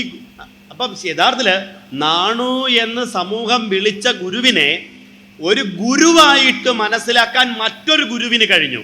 ആ ഗുരുവിന്റെ പേരാണ് രാമൻപിള്ള ആശാൻ. നായർ സമുദായ അംഗമായിട്ട് പോലും ആ ഗുരുവിന് ഇതാരാണ്, തൻ്റെ അടുക്കൽ ശിഷ്യനായി വന്നിരിക്കുന്നവരാരാണെന്ന് മനസ്സിലാക്കാൻ കഴിഞ്ഞു. സാന്ദീപനി മഹർഷിയുടെ ആശ്രമത്തിൽ പഠിക്കാൻ വേണ്ടി പോയതാണ് ആരൊക്കെ? കൃഷ്ണനും സുദാമാവും അല്ലേ? സാന്ദീപനി മഹർഷിയുടെ അടുക്കൽ കൃഷ്ണൻ ഒരു ശിഷ്യനായി ചെന്നിരുന്നത് പോലെ, സാന്ദീപനിയുടെ മുമ്പിൽ ഒരു ശിഷ്യനായിട്ട് കൃഷ്ണൻ ഇരുന്നത് പോലെ, രാമൻപിള്ള ആശാന്റെ മുമ്പിൽ ശിഷ്യനായിട്ട് പോയ ഗുരു ആ ഗുരു എഴുതിയതിനെ പഠിപ്പിക്കാൻ വേണ്ടി കൊടുത്തു. അധ്യാപകനായ ഗുരുവായ രാമൻ പിള്ളയാശാൻ. അപ്പോൾ പറഞ്ഞു വന്നത് അങ്ങനെ അപ്പം ഇത്രയും വലിയ ഒരു ആശയത്തെ 32 വരിയിൽ കൊടുത്തു ശ്രീനാരായണ ഗുരുദേവൻ. കൃതിയുടെ പേരെന്തായിരുന്നു? വാസുദേവ അഷ്ടകം. അപ്പൊ അതില് ആ ഭാഷ കണ്ടോ നിങ്ങൾ? എന്താണ്? മാനാപമാന സമമാനസ രാജഹംസ. ആ കൃഷ്ണനെ കുറിച്ച് പറയാ, മാനത്തെയും അപമാനത്തെയും സമമായ മനസ്സോടെ സ്വീകരിക്കുന്നവൻ. ഒറ്റ വാക്കിൽ ഒരു വലിയ ആശയ പ്രപഞ്ചത്തെ വെച്ചിരിക്കുകയാണ്. ശ്രീകൃഷ്ണന്റെ ചരിത്രം പഠിച്ചാൽ, ശ്രീകൃഷ്ണന്റെ കഥ പഠിച്ചാൽ നമ്മൾ ഈ ഒറ്റ വാക്കിന്റെ സാങ്കത്യം മനസ്സിലാവും.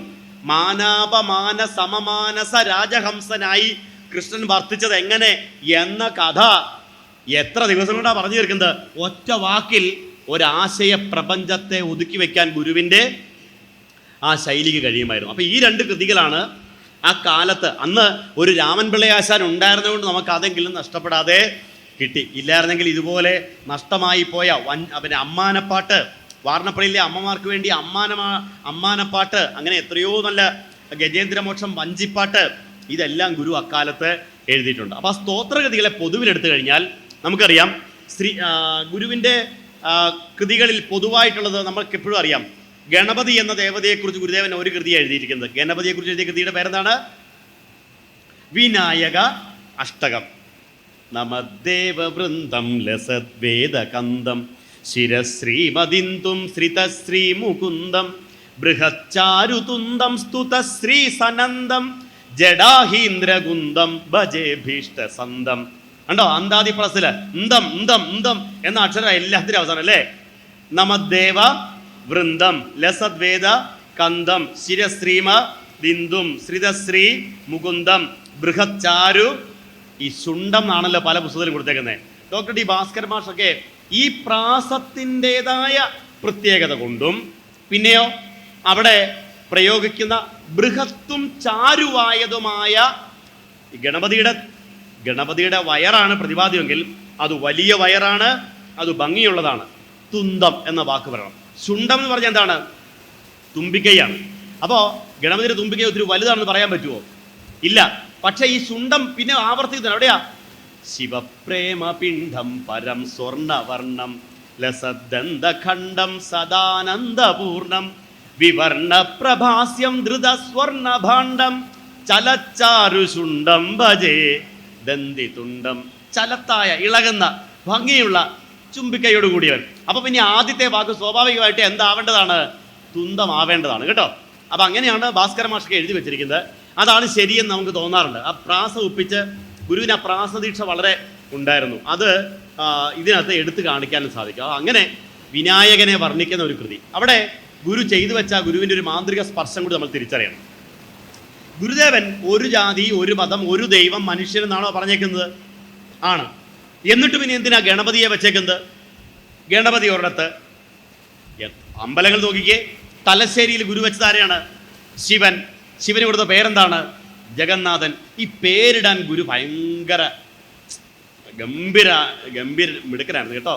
ശരിയല്ലേ?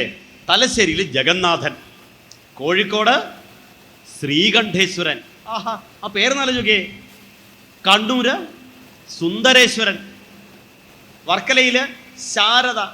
നോക്കിയേ, ആ പേരിൻ്റെ ഒരു മനോഹാരിത ആലോചിച്ച് നോക്കിയേ. ഇങ്ങനെയൊക്കെ ചിന്തിക്കാൻ പോയാൽ നമ്മൾ ഇവിടെയെങ്കിലും അവസാനിക്കില്ല കേട്ടോ. ഞാൻ പറഞ്ഞത് ഈ ഒരു ദൈവം എന്ന് പറഞ്ഞിട്ട് എന്തിനാന്നേ ശിവനെ വെക്കുന്നു, ഗണപതിയെ വെക്കുന്നു, സുബ്രഹ്മണ്യനെ വെക്കുന്നു, ദേവിയെ വെക്കുന്നു? അതിൻ്റെ ആവശ്യമുണ്ടോ? പിന്നെ ഒരു ദൈവം ഉള്ളതെന്ന് പറഞ്ഞിട്ട് ഒത്തിരി പാട്ടെഴുതുന്നു. വിനായകാഷ്ടകം, ശ്രീകൃഷ്ണ ദർശനം, ശ്രീവാസുദേവാഷ്ടകം, വിഷ്ണു അഷ്ടകം. അത് ശരിയാണോ? ഒരു ദൈവം ഉള്ളെങ്കിൽ ഒത്തിരി എഴുതേണ്ട കാര്യമുണ്ടോ? ഒന്നു പോരെ? ആ ദൈവദശകം മാത്രം എഴുതിയാൽ പോരായിരുന്നോ? പക്ഷേ ഗുരുവിൻ്റെ ഈ വിനായകാഷ്ടകത്തിൻ്റെ ആദ്യത്തെ 4 വരി മാത്രം മതി, ഈ സംശയം മാറും. വിനായകാഷ്ടകത്തിൽ ഗുരു പറയുകയാണേ, നമദേവവൃന്ദം, ദേവന്മാർ മുഴുവൻ തൊഴുന്നവനെ, ദേവന്മാർ മുഴുവൻ നമസ്കരിക്കുന്നവനാ. ഇനിയോ ലസത് വേദകന്ധം, വേദത്തിൻ്റെ കിഴങ്ങായി വർത്തിക്കുന്നവൻ. വേദങ്ങൾ ഏതൊക്കെയാണ്? ഋഗ്വേദം, യജുർവേദം, സാമവേദം, ആയുർവേദം. ഉണ്ട്. ഞാൻ വിചാരിച്ചു ചൂട് കാരണം മറന്നുപോയെന്ന് പറഞ്ഞത്. അഥർവവേദം, 4 വേദങ്ങൾ. ഈ 4 വേദത്തിനും ആധാരമായി വർത്തിക്കുന്നവൻ. നമദേവവൃന്ദം, ലസത് വേദഗന്ധം, ശിരശ്രീമതിന്ദും, ആ ശിരസിൽ നെറുകയിൽ ശ്രീമത്തായ നല്ല ഐശ്വര്യമുള്ള ഇന്ദുവിനെ ചൂടിയവൻ. നെറുകയിൽ ഇന്ദുവിനെ ചൂടിയവൻ. ഇന്ദു ആരാണ്? ഇന്ദു ചേച്ചിമാർ കൈവക്കണ്ട. ഇന്ദു ആരാണ്? ചന്ദ്രകല. നെറുകയിൽ ചന്ദ്രകല ചൂടിയവൻ. ഗണപതിയുടെ ഏതെങ്കിലും ഫോട്ടോയ്ക്ക് നമ്മൾ കണ്ടുണ്ടോ? അതാരാ ശരിക്കും പറഞ്ഞാൽ? മനസ്സിലെഴുതാ മതിയേ. ശ്രീ മുകുന്ദം, സാക്ഷാൽ മുകുന്ദനാൽ പോലും സേവിക്കപ്പെടുന്നവൻ. പിന്നെ പറയാണ് ബൃഹത് ചാരുതുന്തം, വലുതായ കുടവയരോട് കൂടിയവൻ. സ്തുതശ്രീ സനന്ദം, സനകൻ, സനന്ദൻ, സനത് കുമാരൻ തുടങ്ങിയ മുനിമാരാൽ സ്തുതിക്കപ്പെടുന്നവൻ. ജഡ അഹീന്ദ്രകുന്തം, അത് പ്രധാനമാണ്. ജഡയിൽ, ജഡക്കെട്ടിൽ അഹി, പാമ്പിനെ, കുരുക്കുത്തി മുല്ലപ്പൂ മാല പോലെ പാമ്പിനെ ചൂടിയവൻ ഗണപതിയാണ്. ആഹാ, ആകെക്കൂട്ടി കൺഫ്യൂഷനായി അല്ലേ? ഗണപതിയെ കുറിച്ച് നോക്കിയിട്ട് പറയാ, നിന്റെ നെറുകയിലുള്ള ചന്ദ്രക്കല എന്തൊരു ഭംഗിയാണ്. ആ ജഡക്കെട്ടിൽ അണിഞ്ഞിരിക്കുന്ന പാമ്പിനെ കാണാൻ എന്ത് രസമാണ്. ഞാൻ നിന്നെ തൊഴുന്നു പറയുമ്പോൾ നമുക്ക് ഗണപതിയായിട്ട് തോന്നുമോ? ഇല്ല. പക്ഷേ അത് ഗണപതിയുടെ വിനായക അഷ്ടകമാണ് താൻ. ഞാൻ എന്നിട്ട് പറയുന്നുണ്ട് ശിവപ്രേമപിണ്ഡം, അവസാന ഘടന അങ്ങനെയാണ് പറഞ്ഞു വന്നത്. പലതായി കാണുന്നതിനകത്തെല്ലാം ഏകമായിരിക്കുന്ന സത്യം ഒന്നാണ്. അത് ഗുരു പഠിപ്പിച്ചു തന്നു. നമ്മുടെ വിഷയത്തിലേക്ക് ബാഹുലേയാഷ്ടകം നിങ്ങൾക്കറിയാലോ. ഇപ്പൊ അതിങ്ങനെ പറഞ്ഞു എന്തായാലും കുറച്ചു പേരൊക്കെ ചൊല്ലാൻ തുടങ്ങിയിട്ടോ. ബാഹുലേയാഷ്ടകത്തിന്റെ ആദ്യ ഖണ്ഡിക നോക്കിയേ. ഓം ഓം ഓം ഹോമധൂമ പ്രകട തട ജഡാകോടി ഭോഗി പ്രപൂരം. ഹോമധൂമം എന്ന് വെച്ചാൽ എന്താണ്? ഹോമകുണ്ടത്തിൽ നിന്ന് പുക വരില്ലേ? പുക ശാന്തിക്കാരുടെ ഹോമം ചെയ്യാറുണ്ടോ? ഗണപതി ഹോമം. അപ്പൊ ഇങ്ങനെ പുക വരില്ലേ? ആ ഹോമധൂമം പോലെ പ്രകടമായ ജഡക്കെട്ടിൽ, മുടിക്കെട്ടിൽ ഭോഗിപ്രപൂരം, പാമ്പിനെ ചൂടിയവൻ. ആരെക്കുറിച്ച് എഴുതിയേക്കുന്നത്? ഷൺമുഖൻ ആരാന്നേ? ഗുഹൻ ആരാ? ഗുഹൻ സുബ്രഹ്മണ്യന്റെ പല ഫോട്ടോയും നമ്മൾ കണ്ടില്ലേ? നോക്കിക്കേ. അപ്പം ഗുരു ഇങ്ങനെ പലതായിട്ട് സങ്കല്പിക്കുന്നതിനകത്തെല്ലാം അകമേ പലതല്ല, അത് ഏകമാകും. ഏകമാണെന്ന് കാണിച്ചു തരുന്നുണ്ട്. ഇങ്ങനെ പലതായി കാണുന്നതെല്ലാം ഏകമാണ് എന്ന് ഗുരു പഠിപ്പിച്ചു തരികയാണ്. അപ്പൊ പറഞ്ഞു വന്നത് ഇങ്ങനെ ഗണപതിയെക്കുറിച്ചുള്ള വിനായകാഷ്ടകം അന്താദിപ്രാസത്തിൽ ബന്ധിപ്പിച്ച് എഴുതിയിരിക്കുന്ന അതിഗംഭീരമായ, ഇപ്പം എന്താണ്, ഓരോ ഖണ്ഡികയുടെ അവസാന അക്ഷരം നോക്കിയാൽ മതി, ഓരോ വാക്കിൻ്റെ അവസാന അക്ഷരം എടുത്താൽ മതി. നിങ്ങൾക്ക് ആ പ്രാസം ഗുരു എത്ര മനോഹരമായിട്ട് ദീക്ഷിച്ചിരിക്കുന്നു നമുക്ക് മനസ്സിലാക്കാൻ പറ്റും. അതുപോലെ ശിവനെക്കുറിച്ച് അതിമനോഹരങ്ങളായ എത്രയോ കൃതികൾ നമുക്ക് കാണാൻ പറ്റും. എന്താണ്? ബ്രഹ്മമുഖാമരവന്തിതലിംഗം ജന്മജരാമരണാന്തകലിംഗം കർമ്മനിവാരണ കൗശലലിംഗം തന്മൃദുപാദു ചിദംബരലിംഗം കർമ്മനിവാരണ കൗശലലിംഗം തന്മൃദുപാദു ചിദംബരലിംഗം. ചിദംബരനാഥ ക്ഷേത്രത്തിലെ ദർശനത്തിന് ശേഷം എഴുതിയ ചിദംബരാഷ്ടകം. അതുപോലെ ശിവശങ്കര ശർവശരണ്യ വിഭോ ഭവസങ്കടനാശന പാഹി ശിവ കവി സന്തതി സന്തതവും തൊഴുമൻ ഭവനാടകമാടുമരും പൊരുളെ. ഇവിടെ ശിവനെ വർണ്ണിക്കുമ്പോൾ ഗുരു പറയാണ് കവി സന്തതി സന്തതവും തൊഴുമൻ. കവികൾ തൊഴുന്നത് എങ്ങനെ? എപ്പോഴും കവികൾ ശിവനെ തൊഴുന്നത് എങ്ങനെയാണ്? തൻ്റെ കവിതകളിലൂടെയല്ലേ. ചിന്താസന്താനമെന്ന സുബ്രഹ്മണ്യനെ കുറിച്ച് പറഞ്ഞത്. ചിന്താസന്താനം.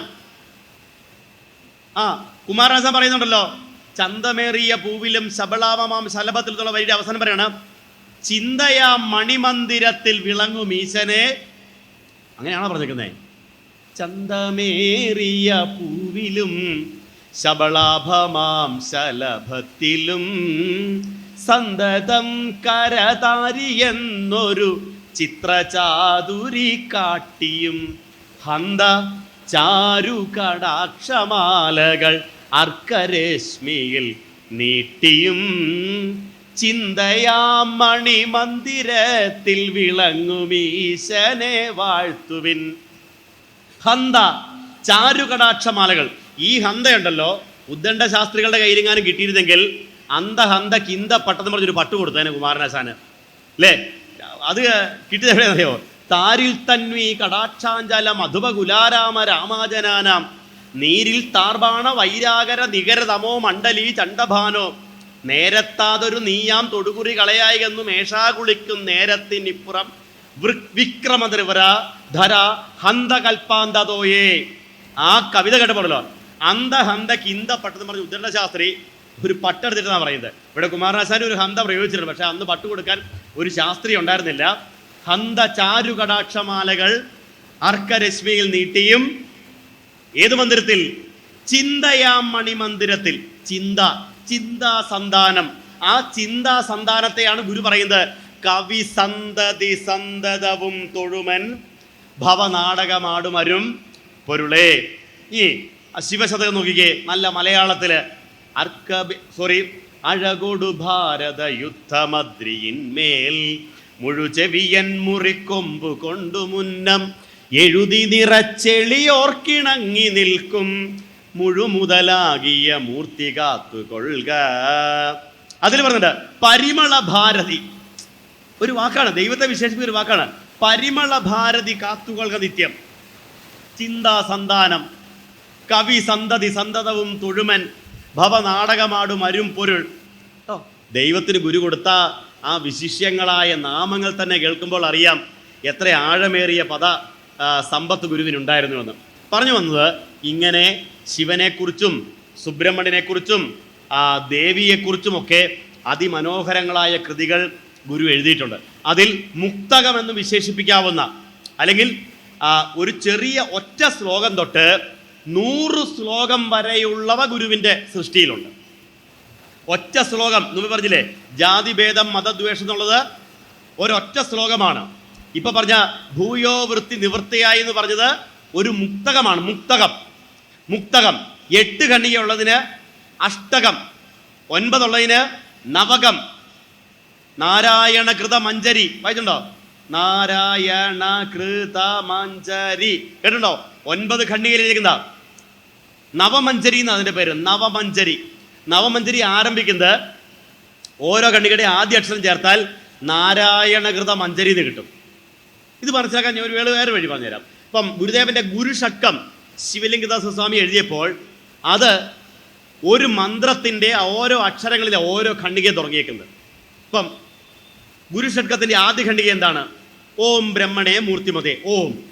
രണ്ടാമത്തെ ഖണ്ഡിക നമോ ഭഗവതേ നിത്യശുദ്ധ മുക്ത മഹാത്മനെ ന ഓം ന. രണ്ടാമത്തത് മഹനീയ ചരിത്രായ, എന്താണ്? നമ. ശിശിരി കുറുവതേ ശാന്തേ ശാന്തൈ നാമ ശി. വാദിനാം വാദിനേ വാ യസ്യ നഹ കൽപ്പതേ സിദ്ധ്യൈ നാമ ശിവ യ. ഇനി മറന്നു പോവോ? ഇതറിയാമെങ്കിൽ നമുക്ക് ഇനി ഒരിക്കലും മറക്കത്തില്ല. കാരണം എന്താണ്? ആ അക്ഷരങ്ങളിലാണ്. അതുപോലെ ഗുരു എത്രയോ കൃതികൾ ഗുരു തന്നെ എഴുതിയിട്ടുണ്ട്. അർക്കബിംബമൊരാറുദിച്ചുയരുന്ന പോലെ വിളങ്ങിടും തൃക്കിരീട ജടക്കിടക്കരവങ്ങളമ്പിളി തുമ്പയും ദുഷ്കൃതങ്ങളകറ്റുവാൻ ഒഴുകിയിടും അമ്പരഗംഗയും ഹൃത്കുരുന്നിലെനിക്കു കാണണം എപ്പോഴും ഗുഹപാഹിമാം. ആ ഗംഗയും ആ സുബ്രഹ്മണ്യത്തേക്ക് എവിടെ കാണണം? ഹൃത്കുരുന്നിൽ. കണ്ടോ? ഏത് ക്ഷേത്രത്തിലാണ്? എനിക്ക് കാണണം. അതിൻ്റെ അതെഴുതിയേക്കുന്നത് ഈ ക്രമത്തിലാണ്. രണ്ടാമത്തെ ഘടന എങ്ങനെയാ?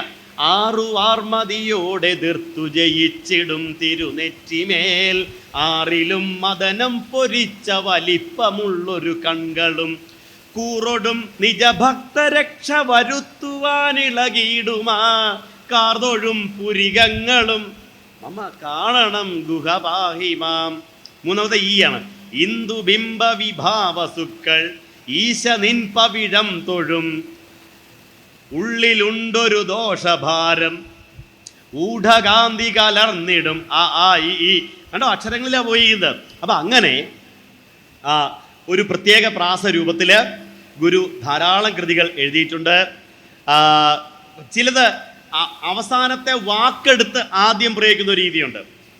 അവസാനത്തെ വാക്കെടുത്ത് ഗുരുവിൻ്റെ ആ ശിവസങ്കല്പത്തിലെ, ഗുരുവിൻ്റെ സ്വരൂപ ദർശനത്തിലെ ഏറ്റവും ഉദാത്തം എന്ന് പറയാവുന്ന ഒരു കൃതിയാണ് ചിജ്ജട ചിന്തനം. സാധാരണ നമ്മൾ ശിവനെ കാണുന്ന ആ വർണ്ണനയൊക്കെ ഗുരുവിൻ്റെ ഇപ്പോൾ ചിദംബരാഷ്ടകത്തിലോ ഒക്കെ നോക്കിയാൽ നമുക്ക് കാണാൻ പറ്റും. പക്ഷേ ഇവിടെ ഗുരു ശിവനെ കാണുന്നത് ആദ്യമേ തന്നെ എന്താ പറയുക, ഒരു സൂപ്പർ കോസ്മിക് പ്രഭാവത്തിൻ്റെ രൂപത്തിൽ. നമുക്കാർക്കും എന്താ പറയുക, നമ്മൾക്ക് സങ്കല്പിക്കാൻ പറ്റാത്ത ഒരു രൂപം ശിവന് കൊടുക്കുന്നുണ്ട്. എങ്ങനെയത്?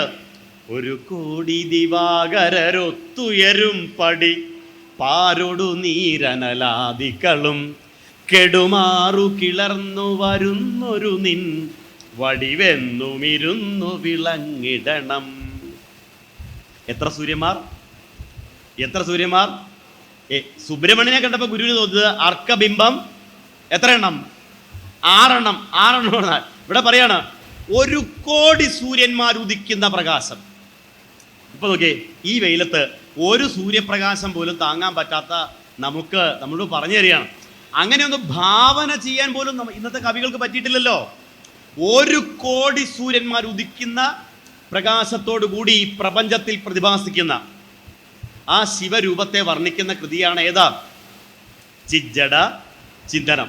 അതിൻ്റെ ഓരോ ഖണ്ഡികയുടെ അവസാനത്തെ വാക്ക് വെച്ചാണ് അടുത്ത് എഴുതുന്നത്. ഏതാ? ഇടണം എന്ന് പറഞ്ഞില്ലേ? ഇനി അടുത്ത കൊടുക്കുന്ന ഇടണേ ഇരു കൺമുന എന്നിലതിന്നടിയന്നഭിലാഷമുമാപതിയെ ജഡമിന്നിതു കൊണ്ടു ജയിക്കുമിതിന്നിട ഇല്ല ഇരിപ്പതിലൊന്നിലുമേ. കേട്ടോ, അങ്ങനെ പലതരത്തിൽ ഗുരുവിൻ്റെ കവിതകൾ അക്കാലത്ത് പ്രചുര പ്രചാരം നേടിയ പ്രാസത്തിലും അന്താതിപ്രാസം അങ്ങനെ പല രൂപത്തിൽ പല തരം അലങ്കാരങ്ങളിൽ ഗുരു അലങ്കാരത്തിൽ യമകം അക്ഷരക്കൂട്ടം ഒന്നായിട്ട് അർത്ഥം ഭേദിച്ചിടുമ്പടി ആവർത്തിച്ചു കഥിച്ചിടിൽ യമകം പല മാതിരി. ഓർമ്മയുണ്ടോ? പണ്ട് പഠിച്ചത് 10ാം ക്ലാസ്സിൽ പഠിച്ചോന്നുണ്ട് അല്ലേ? ശാന്തം ശംഭു തനൂജം സത്യമനാധാരം ജഗദാധാരം ജ്ഞാതൃജ്ഞാന നിരന്തര ലോക ഗുണാതീതം ഗുരുണാതീതം വല്ലീ വത്സല ഭൃംഗാരണ്യക താരുണ്യം വരകാരുണ്യം സേനാസാരമുദാരം പ്രണമത ദേവേശം ഗുഹമാവേശം. അതിലെ ആ അക്ഷരക്കൂട്ടങ്ങൾ കൊണ്ട് നാനായോനിമയോനിം പ്രണമത ദേവേശം ഗുഹമാവേശം. ഇങ്ങനെ വിവിധങ്ങളായ അലങ്കാരങ്ങളിലൂടെ വൃത്തങ്ങളിലൂടെ ശ്രീനാരായണ ഗുരുദേവൻ തൻ്റെ കവിത എഴുതിയിരിക്കുന്നു. ഒരു വരിയിൽ 22 അക്ഷരം വരുന്ന എന്നുവെച്ചാൽ വളരെ മലയാളത്തിൽ അപൂർവങ്ങളിൽ അപൂർവമായ ചില വൃത്തങ്ങളും ഗുരു പ്രയോഗിച്ചിട്ടുണ്ട്. അതിലൊരെണ്ണമാണ് ഇപ്പം ജനനി നവരത്ന മഞ്ജരിയൊക്കെ. എന്നാലോചിക്കേ, ഒരു വരിയിൽ എത്ര അക്ഷരങ്ങളാണ്? ഒന്നായ മാമതിയിൽ 1000 ത്രിപുടി വന്നാശു തന്മതി മറന്ന് അന്നാദിയിൽ പ്രിയമുയർന്നാടലാം കടലിലൊന്നായി വീണു വലയും എന്നാശയം ഗതിപെറും നാദഭൂമിയിൽ അമർന്ന വിരാപ പടരും ചിന്നാഭിയിൽ ത്രിപുടി എന്നാണറും കടി കലർന്നാറിടുന്നു ജനനീ. അല്ലേ? അതിന് പറഞ്ഞ കാലാദിയായ മൃദു നൂലാല നെയ്യുമൊരു ലീലാപടം ഭവതിമൈ മേലാകെ മൂടും അതിനാൽ ആരുമുള്ളതറിവീലാകമാന്ത നിലയേ. മെയ് മേലാകെ മെയ് എന്ന് പറയുന്നത് ശരീരമാണ്, മേലെന്ന് പറഞ്ഞാൽ ശരീരമാണ്.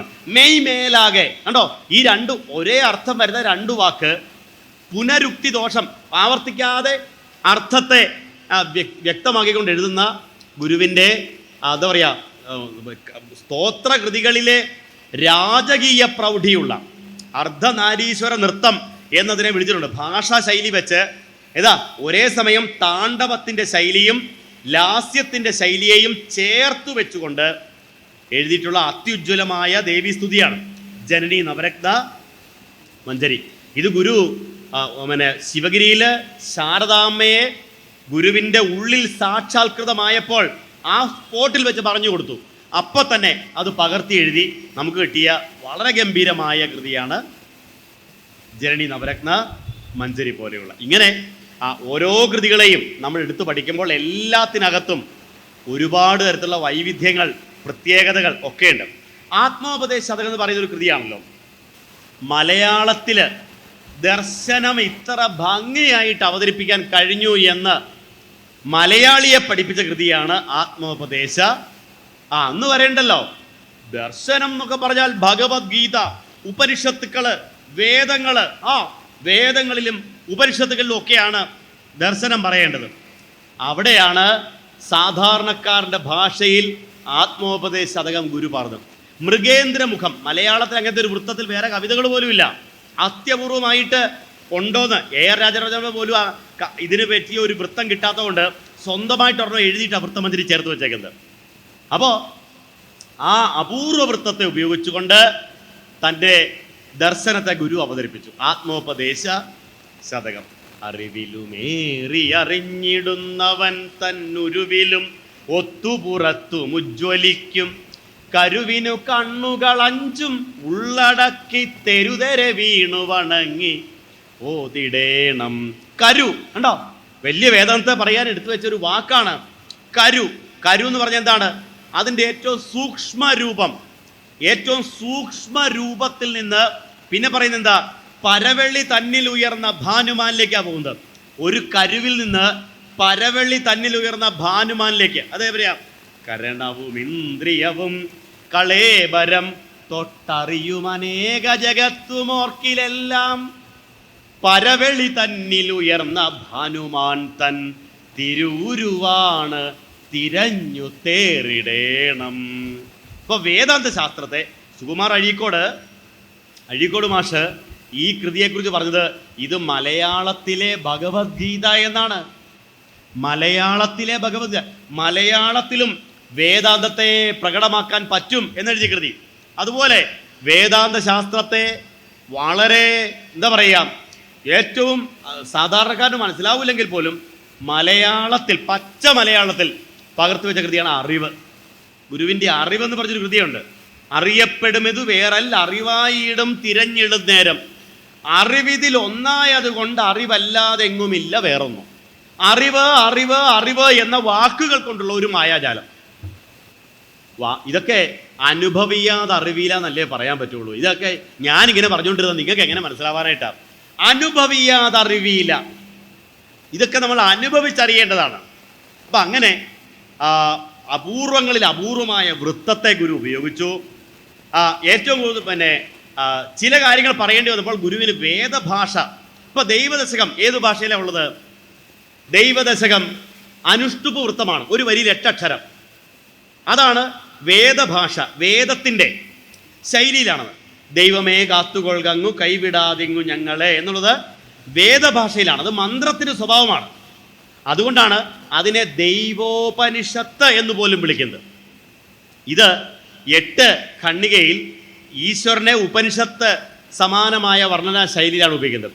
ദർശനമാല ഗുരു എഴുതുകയാണ്. ദർശനമാല 10 വീക്ഷണകോണിൽ കൂടി ഒരു ചിന്തയെ കാണുന്നു. 10 വീക്ഷണകോണിൽ കൂടി, 10 തരത്തിൽ ഗുരു തൻ്റെ ദർശനത്തെ അവതരിപ്പിച്ചിട്ട് ഗുരു പറയാണ്, ഏകം ഏവാദ്വിതീയം ബ്രഹ്മാസ്തി അന്യ സംശയ ഇതി വിദ്വാൻ നിവർത്തേത് അദ്വൈതാൻ ആവർത്തതേ പുനഃ. ഇതെല്ലാം ഒന്നു തന്നെയാണ്. ഏതാ?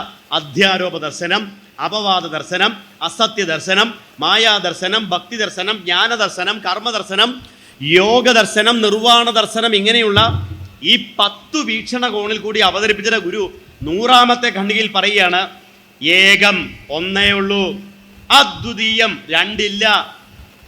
ഇത് നമ്മൾ മനസ്സിലാക്കിയാൽ മതി. അപ്പം അതിന് ഉപയോഗിച്ചിരിക്കുന്ന വൃത്തം എന്ന് പറയുന്നത് അനുഷ്ടുപ്പ് വൃത്തത്തിൻ്റെ ശൈലിയിലാണ്. നോക്കിക്കേ, 100 ഖണ്ഡികയിൽ അനുഷ്ടുപ്പ് വൃത്തത്തിൻ്റെ ശൈലിയിൽ ഉപനിഷത്ത് ഗുരു നമുക്ക് പ്രദാനം ചെയ്യുന്നു. ശ്രുതിയും സ്മൃതിയും ഒരുപോലെ നമുക്ക് പ്രദാനം ചെയ്യുന്നു. അപ്പം അങ്ങനെ സ്തോത്രകൃതികളുടേതായ ഈ ദാർശനികൃതികളുടേതായ ശൈലിയൊക്കെ എടുക്കുമ്പോൾ അതിൽ ഗുരു പ്രയോഗിച്ച ഭാഷാ ശൈലിയാണ് നമ്മളിവിടെ പരാമർശ വിധേയമാക്കുക എന്ന് മാത്രം. ഓരോ കൃതികളെയും നിങ്ങളെടുത്ത് ഇങ്ങനെ വെച്ച് പഠിക്കണം. ഓരോ കൃതികളും എടുത്ത് പഠിക്കുമ്പോഴേ നമുക്കത് മനസ്സിലാവത്തുള്ളൂ. അത് ഗുരുവിൻ്റെ വളരെ സവിശേഷതയാർന്ന മറ്റൊരു ദേവീസ്തുതിയാണ്. വാക്കുകൾ കൊണ്ടുള്ള ഒരുതരം ഇന്ദ്രജാലത്തെ ഗുരു പ്രകടിപ്പിക്കുന്ന ഒരു കൃതിയുണ്ട്. കുംഭി കുംഭകുജ കുംഭ കുങ്കുമ വിശുംഭി ശംഭു ശുഭ സംഭവ ജൃംഭി ജംഭരി ഭുജൃംഭളസ്തനി നിഷേവ്യമാണ ചരണാംബുജ ഡിംഭ കുംഭി മുഖ ബാഹുലേയല സദംഗക വിധുര പങ്കക ഡാംഭികാസുരതി കുംഭ സുംഭമധിനി തനോതു ശിവമംബികാം ശ്രീ ശിവേദി പരിപാലയേതി പരിപാലയേതി ജപമാലയ. ഏതാ കൃതി? ദേവി പ്രണാമ ദേവിഷ്ണ. കണ്ടോ, ആ ഭകാരങ്ങൾ ആവർത്തിക്കുന്നുണ്ടോ? കുംഭി കുംഭ കുജ കുംഭ കുങ്കുമ വിശുംഭി ശംഭു ശുഭസംഭവ. എത്ര ഭകാരമുണ്ടെന്ന് ആലോചിച്ച് നോക്കിയേ. ജൃംഭി ജംഭ റിപു ജൃംഭളസ്തനി നിഷേവ്യമാണ ചരണാംബുജ ഡിംഭ കുംഭി മുഖ ബാഹുലേയലസദംഗക വിധുര പങ്കക ഡാംഭികാസുര നികുംഭ സുംഭ മധിനി തനോതു ശിവമംബികാം. കേട്ടോ, അക്ഷരങ്ങളെ കൊണ്ടുള്ള അത് സാധാരണ നമുക്ക് എനിക്കൊന്ന് പാടുവാൻ അത്ര അനായാസം വഴങ്ങി തരാത്ത ഒരു ഭാഷാ ശൈലി കൂടിയാണ് ദേവി പ്രണാമ ദേവി അഷ്ടകത്തിൽ ഗുരു ഉപയോഗിച്ചിരിക്കുന്നത്. അതുപോലെ ഭദ്രകാളി അഷ്ടകം നോക്കിക്കേ.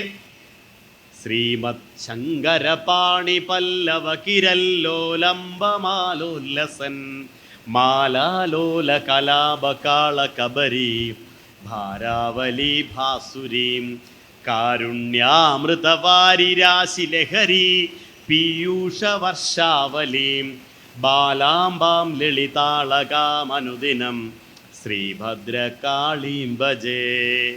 അപ്പം അങ്ങനെ എന്താ പറയുക, ഭദ്രകാളിയുടെ ഒരേ സമയം ഭദ്രകാളിയുടെ ആ ഏറ്റവും തീക്ഷ്ണമായ രൂപത്തെയും അതേസമയം ശൃംഗാരം നിറഞ്ഞു നിൽക്കുന്ന രൂപത്തെയും ഇവിടെ വർണ്ണിക്കുന്നുണ്ട്. ഭദ്രകാളി അഷ്ടകത്തിൽ ഗുരു പ്രതിപാദിക്കുന്നുണ്ട്. അപ്പം നോക്കൂ പ്രിയപ്പെട്ടവരെ, ഒരു കവിയുടെ കവിതകളിൽ ഇത്ര വൈവിധ്യപൂർണമായ രചനാ ശൈലി മലയാളത്തിൽ ഉണ്ടായിട്ടില്ല എന്നുള്ളത് നിസ്സംശയം നമുക്ക് പറയാൻ സാധിക്കും. മലയാളത്തിൽ ഇങ്ങനെ ഒരു കവിതാ ശൈലിയെ മറ്റൊരു കവിക്കും ആവിഷ്കരിക്കാൻ സാധിച്ചിട്ടില്ല. മണ്ണന്തല ദേവീസ്തവം നോക്കൂ. മണ്ണന്തല ദേവീസ്തവം തിരുവനന്തപുരത്ത് മണ്ണന്തലയിൽ ദേവിയെ പ്രതിഷ്ഠിച്ച് കഴിഞ്ഞപ്പോൾ അവർക്ക് വേണ്ടി എഴുതിയ മുമ്പേ കോലതീരേശ സ്തവം എന്ന് പറഞ്ഞ പോലെ തന്നെയുള്ള അർച്ചാവതാര സ്തുതികളിൽ പെടുന്ന ഒന്നാണ് മണ്ണന്തല ദേവീസ്തവം. അതിൻ്റെ പ്രത്യേകത എന്താ? അതിൻ്റെ ഓരോ ഖണ്ഡികയും ഓരോ വൃത്തത്തിലാണ്. ഒന്നാമത്തെ എഴുതിയ പോലെ അല്ല രണ്ടാമത്തത്, രണ്ടാമത്തെ പോലെ അല്ല മൂന്നാമത്തത്. നോക്കിക്കേ. മണിക്കുടവിടുർത്തി മലർത്തൂവി മണമെല്ലാം ഘൃണിക്കപചിതിക്രിയ കഴിച്ചു ഗൃണിയാക്കി ഗുണിച്ചവകളൊക്കെയും ഒഴിച്ചു ഗുണിയും പോയി ഗുണക്കടൽ കടന്നു വരുവാനരുൾകത്തായേ. തിങ്കളും രണ്ടാമത്തെ ഈണം മാറിയ കണ്ടോ? തിങ്കളും ത്രിദശ ഗംഗയും തിരുമുടിക്കണിഞ്ഞു വിലസുന്ന നൽ തിങ്കൾ നേർമുഖി ദിഗംബരന്റെ തിരുമൈ വകുത്ത ശിവമേനിയെ നിൻകഴൽ കമലമെൻ കരുത്തിൽ നിലനിർത്തി നിത്യവും അഹന്ത വന്നങ്കുരിച്ചറിവഴിഞ്ഞു പോയി വിഫലമായി വരാതരുളുകമ്പികെ. പിന്നെ ഇങ്ങനെ മാറുക. പ്രഭാരൂപയാം നിൻ പ്രകാരം നിനച്ചാൽ പ്രഭാരം കെടും ഹൃത്പ്രസാദാലെവർക്കും പ്രസാദിക്കുമെല്ലാവനും ത്വൽപ്രസാദാൽ പ്രയാസം സമസ്തം പ്രയാതീഹ ദൂരം. പിന്നെ മാറി. സാധിക്കും സകലം സമസ്ത ഭുവനങ്ങൾക്കും ഹിതം നൽകി നീ ചേതസിംഗലിരിക്ക കൊണ്ടു ജനനീ ചൈതന്യമായെപ്പോഴും. നോക്കിക്കേ, ഇങ്ങനെ പല വൃത്തങ്ങൾ ഒരു കവിതയിൽ മാറി മാറി പ്രയോഗിച്ചുകൊണ്ടുള്ള ഇങ്ങനെ എഴുതാൻ ആർക്കേ പറ്റുള്ളൂ? ഇങ്ങനെ എഴുതാൻ ആർക്കേ പറ്റുള്ളൂ? ഗുരുവിനെ പറ്റുള്ളൂ. ഇതൊക്കെ നിങ്ങളുടെ കുടുംബയോഗത്തിലൊക്കെ ചൊല്ലാൻ തുടങ്ങിയോ? ഉണ്ട്. ഓ, വെരി ഗുഡ്. കുടുംബയോഗത്തിലേക്കൊക്കെ ഈ പ്രാർത്ഥനകളൊക്കെ വരുമ്പോഴേ അത് എല്ലാവരിലേക്കും എത്തത്തുള്ളൂ, എല്ലാ കുടുംബങ്ങളിലേക്കും. 1908 ഗുരു പറഞ്ഞിട്ടുണ്ട്, ഈശ്വരാരാധന എല്ലാ ഗൃഹങ്ങളിലും എല്ലാ ഹൃദയങ്ങളിലും എത്തിച്ചേരണം. എല്ലാ വീട്ടിലും പ്രാർത്ഥന ഉണ്ടാവണമെന്ന്, എല്ലാ ഹൃദയത്തിലും പ്രാർത്ഥന ഉണ്ടാവണമെന്ന്. അപ്പോൾ പ്രാർത്ഥനയ്ക്ക് ഗുരു കൊടുത്ത സ്ഥാനം വളരെ വലുതാണ്. ആ പ്രാർത്ഥനയുടെ കാര്യത്തിൽ വിട്ടുവീഴ്ച ചെയ്യാൻ പാടില്ല എന്നും ഗുരു പറഞ്ഞു. ഭാർഗവൻ വൈദ്യർ, ഭൃഗു എന്നാണ് ഓമനപ്പേരിട്ട് വിളിച്ചിരുന്നത്. ഗുരുവിൻ്റെ ആശ്രമത്തിൽ ഇന്നാ പഠിച്ചത്. ഒരിക്കൽ ഭാർഗവൻ വൈദ്യര് നമ്മുടെ ശാരദാ മഠത്തിലെ നിത്യപ്രാർത്ഥന ഒരു ദിവസം വന്നില്ല. ഒരു ദിവസം പ്രാർത്ഥന മുടങ്ങിയപ്പോൾ ഗുരു പറഞ്ഞു, ഇവനെ 3 ദിവസം ഭക്ഷണം നമ്മുടെ കൂടെ കൊടുക്കണ്ടെന്ന് പറഞ്ഞു. ഇത് വൈദ്യർക്ക് ഭയങ്കര സങ്കടമായി. അന്ന് വൈദ്യനല്ല, ഭൃഗുവാണ് കേട്ടോ. അപ്പോൾ 1-ാം ദിവസം ഭക്ഷണം കഴിച്ചില്ല. അപ്പോൾ ഗുരു ഇതെല്ലാം അന്വേഷിക്കുന്നുണ്ടല്ലോ.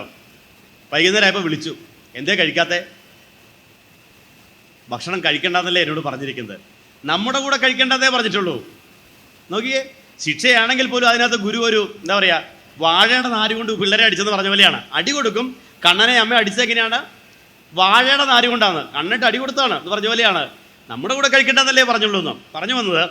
ഒരു ദിവസം പ്രാർത്ഥന ചൊല്ലിയില്ലെങ്കിൽ 3 ദിവസം ആഹാരം വേണ്ടത്. പ്രാർത്ഥന ചൊല്ലാത്തവർക്ക് ഉപ്പിടാതെ ആഹാരം കൊടുക്കണമെന്ന്.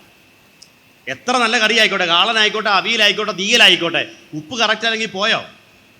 അപ്പം പ്രാർത്ഥന എന്ന് പറയുന്നത് ജീവിതത്തിൻ്റെ ഉപ്പാണ്. അതാദ്യം മനസ്സിലാക്കണം. അതായത് ജീവിതത്തെ നിങ്ങൾക്കെല്ലാം ഉണ്ടെങ്കിൽ പോലും, എന്തൊക്കെ നിങ്ങൾക്കുണ്ടെങ്കിൽ പോലും, ഒരു കറിയിൽ മുളകും മല്ലിയും മസാലയും എരിവും പുളിയും ഒക്കെ ഉണ്ടെങ്കിൽ പോലും ഉപ്പ് കൃത്യമായ പാകത്തിൽ ചേരുമ്പോഴാണ് അത് പൂർണ്ണമാകുന്നത്. അതുപോലെ നമ്മുടെ ജീവിതം പൂർണ്ണമാകണമെങ്കിൽ എന്ത് വേണം? പ്രാർത്ഥന വേണം. മനസ്സിലായോ ആവോ? അപ്പോൾ എല്ലാ വീട്ടിലും എന്തുണ്ടാവണം? പ്രാർത്ഥനയുണ്ടാവണം. പ്രാർത്ഥനയ്ക്ക് ആരെങ്കിലും മടി കാണിക്കാറുണ്ടോ? ഒരു പിശുക്കും കാണിക്കല്ലേ കേട്ടോ. ഋതുവായ പെണ്ണിനും ഇരപ്പനും ദാഹകനും പതിതനും അഗ്നി യജനം ചെയ്ത ഭൂസുരനും ഹരിനാമ കീർത്തനം ഇത് ഒരു നാളും ആർക്കും എഴുതാത്തതല്ല ഹരിനാരായണായ. എല്ലാവർക്കും പ്രാർത്ഥന ഉണ്ടാവണം. അതിനകത്ത് യാതൊരു വിവേചനവും ഉണ്ടാവാൻ പാടില്ല. പ്രാർത്ഥന എല്ലാ വീട്ടിലും ഉണ്ടാവട്ടെ, എല്ലാ ഹൃദയത്തിലും ഉണ്ടാവട്ടെ. അങ്ങനെ പ്രാർത്ഥനകളുടെ മനോഹാരിതയിൽ ഗുരു നൽകിയ ഈ കൃതികൾ എത്ര വൈവിധ്യപൂർണ്ണങ്ങളാണ്, എത്ര വിഭിന്നങ്ങളായ ഈരടികളാണ്. ഇനി ആ സ്തോത്രകൃതികളിൽ തന്നെ മുക്തകങ്ങളുണ്ട്, ദശകങ്ങളുണ്ട്, ശതകങ്ങളുണ്ട്, നവകങ്ങളുണ്ട്. അങ്ങനെ പല രൂപത്തിലും പിന്നെ ഷഡ്കങ്ങളുണ്ട്. പല രൂപത്തിൽ പല ശൈലിയിൽ ഗുരു തൻ്റെ കാവ്യ ദേവതയെ നമുക്ക് വേണ്ടി ഉപാസിച്ച് നൽകിയിരിക്കുകയാണ്. അപ്പം നമുക്ക് ചെയ്യാൻ പറ്റുന്നത് എന്താണ്? നമുക്കിത് നന്നായിട്ട് പഠിക്കുക, ആഴത്തിൽ അറിഞ്ഞ് പഠിക്കുക. അതിനുള്ള വഴി എന്താണ്? അതിനുള്ള മാർഗം വേറൊന്നുമല്ല പ്രിയപ്പെട്ടവരെ, ഗുരുവിൻ്റെ കൃതികളെ തന്നെ ശരണം പ്രാപിക്കുക. ഗുരുവിൻ്റെ കൃതികളെ തന്നെ നമ്മൾ അവലംബമാക്കിയെടുക്കുക. അത് മാത്രമേ ഉള്ളൂ വഴി എന്ന് പറയുന്നത്.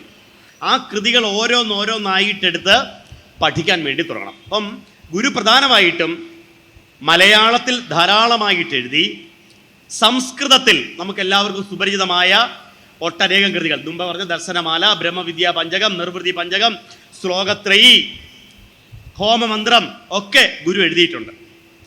മൂന്നാമത് ഗുരു കൈവച്ച ഭാഷാ മേഖല എന്ന് പറയുന്നത് തമിഴായിരുന്നു. തമിഴ് ഒരേ സമയം രണ്ടു ഭാഷയിൽ എഴുതുന്നവർക്ക് പറയുന്ന പേരെന്താണ്? ഉഭയ കവീശ്വരന്മാർ. ഉഭയ കവീശ്വരന്മാർ. ഇപ്പം എഴുത്തച്ഛൻ ഉഭയ കവീശ്വരനാണ്. കുഞ്ചൻ നമ്പ്യാരൊക്കെ അങ്ങനെയാണ്. മലയാളവും സംസ്കൃതവും ഒക്കെ അവർക്ക് വഴങ്ങി. മലയാളത്തിലെ കവികളെ എടുത്താൽ 3 ഭാഷയിൽ എഴുതിയവർ തീരെയില്ല. 3 ഭാഷയിൽ എഴുതിയ കവി ഒന്നേ ഉള്ളൂ. ആ കവിയുടെ പേരാണ് ആര്? ശ്രീനാരായണ ഗുരുദേവൻ. മലയാളം, സംസ്കൃതം, തമിഴ്. തമിഴിൽ വെറും കവിയായിരുന്നില്ല ഗുരു. തമിഴിൽ അപാരമായ പാണ്ഡിത്യം ഗുരു പ്രകടിപ്പിച്ചിരുന്നു. തമിഴ് ഭാഷയിൽ അപാരമായ പാണ്ഡിത്യം ഗുരു പ്രകടിപ്പിച്ചിരുന്നു. തമിഴിൽ ഗുരുവിൻ്റെ പല കൃതികൾ നമുക്ക് നഷ്ടപ്പെട്ടു പോയിട്ടുണ്ടാവണം. പക്ഷെ കിട്ടിയതെടുത്ത് വെച്ചാൽ പോലും നമുക്ക് മനസ്സിലാകുന്ന ആ ശൈലി എന്താണ്? തേവാര പതികങ്ങൾ ഗുരു എഴുതിയ തമിഴ് കൃതിയാണ്. ജ്ഞാനോദയമേ ഞാതുരുവേ നാമാതിയില നർക്കതിയേ യാനോ നീയോ യാതിപരം യാതായി വിടുമോ പേച്ചായേ തേനാർതില്ലൈ ചീരടിയാർ തേടും നാടാ മരുമാനൂർ കോനേ മാനേർ വിഴിപാകം കൊണ്ടായി നയിനാർ നായകമേ. 10 പതികങ്ങളാണ്. എങ്കും നിറയുന്നെതിരറ്റിമയാതവരിൻ പുറ തിർച്ചുടരെ പൊങ്കും പവക്കടൽ ഇറുപ്പടിയാതെ പഠിക്കുന്ന അരുൾപുരിവായി തിങ്കച്ചിരിമുടിയിച്ചികഴും ദിവ്യ തേജോമയാനന്ദമേ തങ്കക്കൊടിയേ നമൈതടുത്താടുകൊൾവായി നീ കരുണാനിധിയെ വാക്ക് മനമറ്റു വാൻ ചുടരായി വടിവൊன்றுമറ്റ് നോക്കുമിടങ്കണെരുങ്കി നോക്കുകൾ അതിജയമായി ചൂക്കുമത്തിർക്കും അതിചൂക്കുമമായി ചുയം ചോദിയായി. ചൂക്കുമെന്ന് വെച്ചാൽ സൂക്ഷ്മം, സൂക്ഷ്മത്തിൽ വെച്ച് അതിസൂക്ഷ്മം. തമിഴ് പറയുമ്പോൾ ചൂക്കുമത്തിർക്കും അതിചൂക്കുമമായി സ്വയം ജ്യോതിയായി ചുയം ചോദിയായി കാക്കുമൻ കാരുണ്യ ചാലി നമുക്ക് കുലദൈവമേ. ആരാ എഴുതിയേക്കുന്നത്? ഈ തമിഴ് ആരുടെയാ? തേവാര പതികങ്ങളിലൂടെ ആര് പറഞ്ഞു തന്നു? ശ്രീനാരായണ ഗുരുദേവൻ നമുക്ക് പ്രദാനം ചെയ്തു. ഇത് സാധാരണക്കാരൻ്റെ തമിഴാണെങ്കിൽ തമിഴ് ഭാഷയിലെ ഏറ്റവും ക്ലാസിക്കായ ഭാഷാ ശൈലിയിൽ ഗുരു എഴുതിയ ഒരു ഖണ്ഡികയുണ്ട്. തമിഴിലെ ഏറ്റവും ക്ലാസിക്കായ രൂപം ഒരു ശിവസ്തുതിയാണ്. കൺകളത്തനൈ കരോടിയത്തനൈ കരിപ്പുലിത്തൊലികളത്തനൈ. കേട്ടിട്ടോന്നേ? മനിതൻ ഉണർന്നു കൊള്ളും മനിതർ കാതലല്ലേ, കേട്ടോ. അത് ഓർമ്മ വന്നു. എവിടെ കേട്ടത്? ഇത് കേട്ടില്ല. കൺകളെത്തனை, നിനക്ക് കണ്ണുകൾ എത്രയാണ്? കരോടിയത്തனை, കരിപ്പുലി തൊലികളെത്തனை, തിങ്കളിൻ കലൈ വിടങ്ങൾ തീറു അരവങ്കളത്തனை, ചങ്കരിത്തുയരും അങ്കു ചമ്പുവൻ ചരൂപരാഗി ഇത് സത്യമേ. തമിഴ് സാഹിത്യം പഠിക്കുന്നതോട് ചോദിച്ചാൽ പറയും, തമിഴിലെ ഏറ്റവും ക്ലാസിക്കായ ഭാഷാ ശൈലിയിൽ എത്ര എണ്ണം നമുക്ക് ഇതുപോലെ കിട്ടാതെ പോയിട്ടുണ്ടാവും എഴുതിയ ഈ ശിവസ്തുതി ഗുരുവിൻ്റെ തമിഴ് ഭാഷയിലെ അഗാധമായ പാണ്ഡിത്യത്തിൻ്റെ തെളിവാണ്. അപ്പം തമിഴിൽ ഒന്ന് ക്ലാസിക്കായ ഒരു ഭാഷാശൈലി, രണ്ട് സാധാരണക്കാരുടെ ഭാഷാശൈലി. രണ്ട് ഭാഷാശൈലിയിൽ ഗുരു എഴുതി. മലയാളത്തിൽ അതേ ശൈലി രണ്ട് രീതിയിൽ ഇല്ലേ? ദൈവദശകം നമുക്ക് വേണ്ടി എഴുതുക, ദൈവമേ കാത്തുകൊൾകങ്ങ് കൈവിടാതിങ്ങ്, സാധാരണക്കാരൻ്റെ ഭാഷാശൈലിയിൽ. അതേസമയം അതുമിതുമല്ല സദർത്ഥമല്ല അഹം സച്ചിതമൃതമെന്നു തെളിഞ്ഞു ധീരനായി സദസതിഥി പ്രതിപത്തിയറ്റ് സത്ത് ഓം ഇതി മൃദുവായി മൃദുവായി അമർന്നിരേണം. അതും മലയാളമാണ്. മലയാളത്തിലെ സാധാരണക്കാരൻ്റെ ഭാഷാശൈലിയെയും ക്ലാസിക്കായ ഭാഷാശൈലിയെയും ഒരുപോലെ കാണിച്ചു തന്നു ഗുരുവിൻ്റെ തൂലിക. ശരിയോ തെറ്റോ? ഗുരുവിൻ്റെ തൂലികയിൽ ഇത് രണ്ടും ഉണ്ടായിരുന്നു. ഇനി സംസ്കൃതത്തില് ഗുരു എഴുതിയ ദർശനമാല നമ്മൾ കണ്ടു. ഗുരു എഴുതിയ അതിപ്രധാനമായ ഒരു സംസ്കൃത കൃതിയാണ് വേദാന്ത സൂത്രം. വേദാന്ത സൂത്രം മിക്കവാറും പേരും അത് ഒന്നും തൊടാതെ പോലും പോയിട്ടില്ല. തൊടാറായിട്ടും ഇല്ല കേട്ടോ. അതൊക്കെ നമ്മളൊന്നും അതിലേക്ക് എത്താനൊന്നും ചിന്തിക്കാൻ പോലും ആയിട്ടില്ല. അതായത് 3000 കൊല്ലം മുമ്പാണ് വേദാന്ത ശാസ്ത്രത്തെ സൂത്രരൂപത്തിൽ ആദ്യമായിട്ട് ഇവിടെ കിട്ടിയത്. അത് എഴുതിയത് ബാദരായണ മഹർഷിയാണ്. ബാദരായണ മഹർഷി സൂത്രരൂപത്തിൽ അവതരിപ്പിച്ച വേദാന്ത ശാസ്ത്രത്തെ പിന്നീട് വന്നവരെല്ലാം അതിൻ്റെ ഭാഷ്യങ്ങളോ വ്യാഖ്യാനങ്ങളോ എഴുതി. ശങ്കരാചാര്യർ ഉൾപ്പെടെയുള്ളവർ ഭാഷ്യങ്ങൾ എഴുതിയുള്ളത്. അങ്ങനെയാണ് പല വാദങ്ങൾ ഇവിടെ ഉണ്ടായത്. അദ്വൈതം, ദ്വൈതം, ദ്വൈതാദ്വൈതം, വിശിഷ്ടാദ്വൈതം, ഇതെല്ലാം ഉണ്ടായത് ഈ വേദാന്ത ശാസ്ത്രത്തിൻ്റെ ബാദരായണ സൂത്രത്തിൻ്റെ ചുവട് പിടിച്ചാണ്. സൂത്രരൂപത്തിൽ വേദാന്ത ശാസ്ത്രത്തെ പിന്നീട് ഇവിടെ അവതരിപ്പിച്ചത്, ഈ രാജ്യത്ത് അവതരിപ്പിച്ചത് ശ്രീനാരായണ ഗുരുദേവനാണ്. ആ കൃതിയുടെ പേരാണ് വേദാന്ത സൂത്രം. സൂത്രകാരനായിരുന്നു ഗുരുദേവൻ. മനസ്സിലാവുന്നുണ്ടോ? നോക്കിക്കേ, ബാദരായണന് ശേഷം 3000 കൊല്ലത്തെ ഇടവേള വേണ്ടി വന്നു അത് ഇവിടെ മറ്റൊരു കവിയിലൂടെ പകർന്നു കിട്ടുവാനായിട്ട്. അതുപോലെ ദർശനമാല. അപ്പം ഈ വേദാന്ത സൂത്രത്തിലൂടെ ഗുരു അവതരിപ്പിച്ചൊരു ഭാഷാശൈലി. അതുപോലെ ഒരിക്കൽ ആര്യ സമാജത്തിൻ്റെ കുറേ ആളുകൾ ശിവഗിരിയിൽ വന്നു. ആര്യ സമാജക്കാർ അവർ വന്നിട്ട് പറഞ്ഞു, സ്വാമി ഞങ്ങൾക്ക് ഇവിടെ ഒരു ഹോമം ചെയ്താൽ കൊള്ളാം, ഹോമം ചെയ്താൽ കൊള്ളാം. അതിനെന്താ, ദേ വിറകും എള്ളും പൂവും ദാനമൊക്കെ എടുത്തു വെച്ചു കൊടുത്തു. എന്നിട്ട് അവർ ഹോമം ആരംഭിച്ചു. ഹോമം ആരംഭിച്ചപ്പോൾ ഗുരു അവരോട് ആ നിമിഷം ഒരു പേപ്പറിൽ ഒരു 4 വരി എഴുതിയിട്ട് അവരുടെ കയ്യിലേക്ക് കൊടുത്തു. എന്നിട്ട് പറഞ്ഞു, ഇത് ചൊല്ലി ഹോമം ചെയ്യുന്നതിന് വിരോധമുണ്ടോ? അവരത് വായിച്ചു നോക്കി. ഓം അഗ്നേ തവയ തേജസ്തദ് ബ്രാഹ്മം അതസ്ത്വം പ്രത്യക്ഷം ബ്രഹ്മാസി ത്വദീയ ഇന്ദ്രിയാണി മനോബുദ്ധിരിതി സപ്തജിഹ്വാ ത്വയി വിഷയ ഇതി സമിധോ ജുഹോമി അഹം ഇത്യാജ്യം ജുഹോമി ത്വം നഹ പ്രസീദ പ്രസീദ ശ്രേയശ്ച പ്രേയശ്ച പ്രയശ്ച സ്വാഹ. ഇത്രേ ഉണ്ടായിരുന്നുള്ളൂ. അപ്പോൾ അവർ പറയാ, സ്വാമി ഇതേതോ വേദമന്ത്രമാണെന്ന് തോന്നുന്നു. അപ്പോൾ ഗുരു അങ്ങനെയൊന്നുമില്ല, ഇപ്പം അങ്ങ് എഴുതിയുള്ളെന്ന്. ഏതാ വേദമന്ത്രമെന്ന് അവർ വിചാരിച്ചതിനെ ഇപ്പം അങ്ങ് പകർത്തിയതേ ഉള്ളെന്ന്. അതായിരുന്നു ഗുരുവിലെ കവി. അപ്പം വേദഭാഷയായ സംസ്കൃതത്തെയും ഗുരു നമുക്ക് നൽകിയിട്ടുണ്ട്. സാധാരണക്കാരുടെ സംസ്കൃത ഭാഷയെയും ഗുരു നമുക്ക് പ്രദാനം ചെയ്തു. ആലോചിക്കേ, അപ്പോൾ സംസ്കൃതത്തിലെ ക്ലാസിക് ശൈലിയെയും സാധാരണ ശൈലിയെയും നമുക്ക് കിട്ടി. മലയാളത്തിലെ ഈ 2 ശൈലികളെയും നമുക്ക് കിട്ടി. തമിഴിലെ ഈ 2 ശൈലികളെയും കിട്ടി. ചുരുക്കി പറഞ്ഞാൽ 3 ഭാഷയിൽ 6 ശൈലിയിൽ എഴുതിയ ഒരു കവിയേ ഉള്ളൂ. ആര്? ശ്രീനാരായണ ഗുരുദേവൻ. ഇനി ഗുരുവിൻ്റെ പരിഭാഷകൾ നമ്മൾ അതിലേക്കൊന്നും കയറുന്നില്ല കേട്ടോ.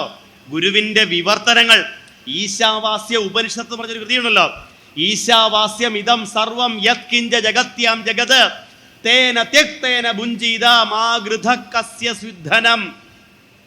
ഉപനിഷത്തുകളിലെ ഏറ്റവും പ്രധാനപ്പെട്ട ഉപനിഷത്താണ് ഈശാവാസ്യം. 10 ഏറ്റവും പ്രധാനപ്പെട്ടത്. ഈശം, കേനം, കഠം, പ്രശ്നം, മുണ്ടകം, മാണ്ഡൂക്യം, ചാന്തോഗ്യം, ഐതരേയം, തൈത്തിരീയം, ആരണ്യകം. ഈ 10 ഏറ്റവും പ്രധാനപ്പെട്ടതാണ് ഈശാവാസ്യം, ഒന്നാമത്തത്. അതുമാത്രമേ ഗുരു വ്യാഖ്യാനിച്ചിട്ടുള്ളൂ. ഈശാവാസ്യ ഉപനിഷത്തിനുണ്ടായ വ്യാഖ്യാനങ്ങളിൽ ഏറ്റവും മികവാർന്ന വ്യാഖ്യാനമാണ് ശ്രീനാരായണ ഗുരുദേവന്റെ ഈശാവാസ്യ ഉപനിഷത്ത് ഭാഷ.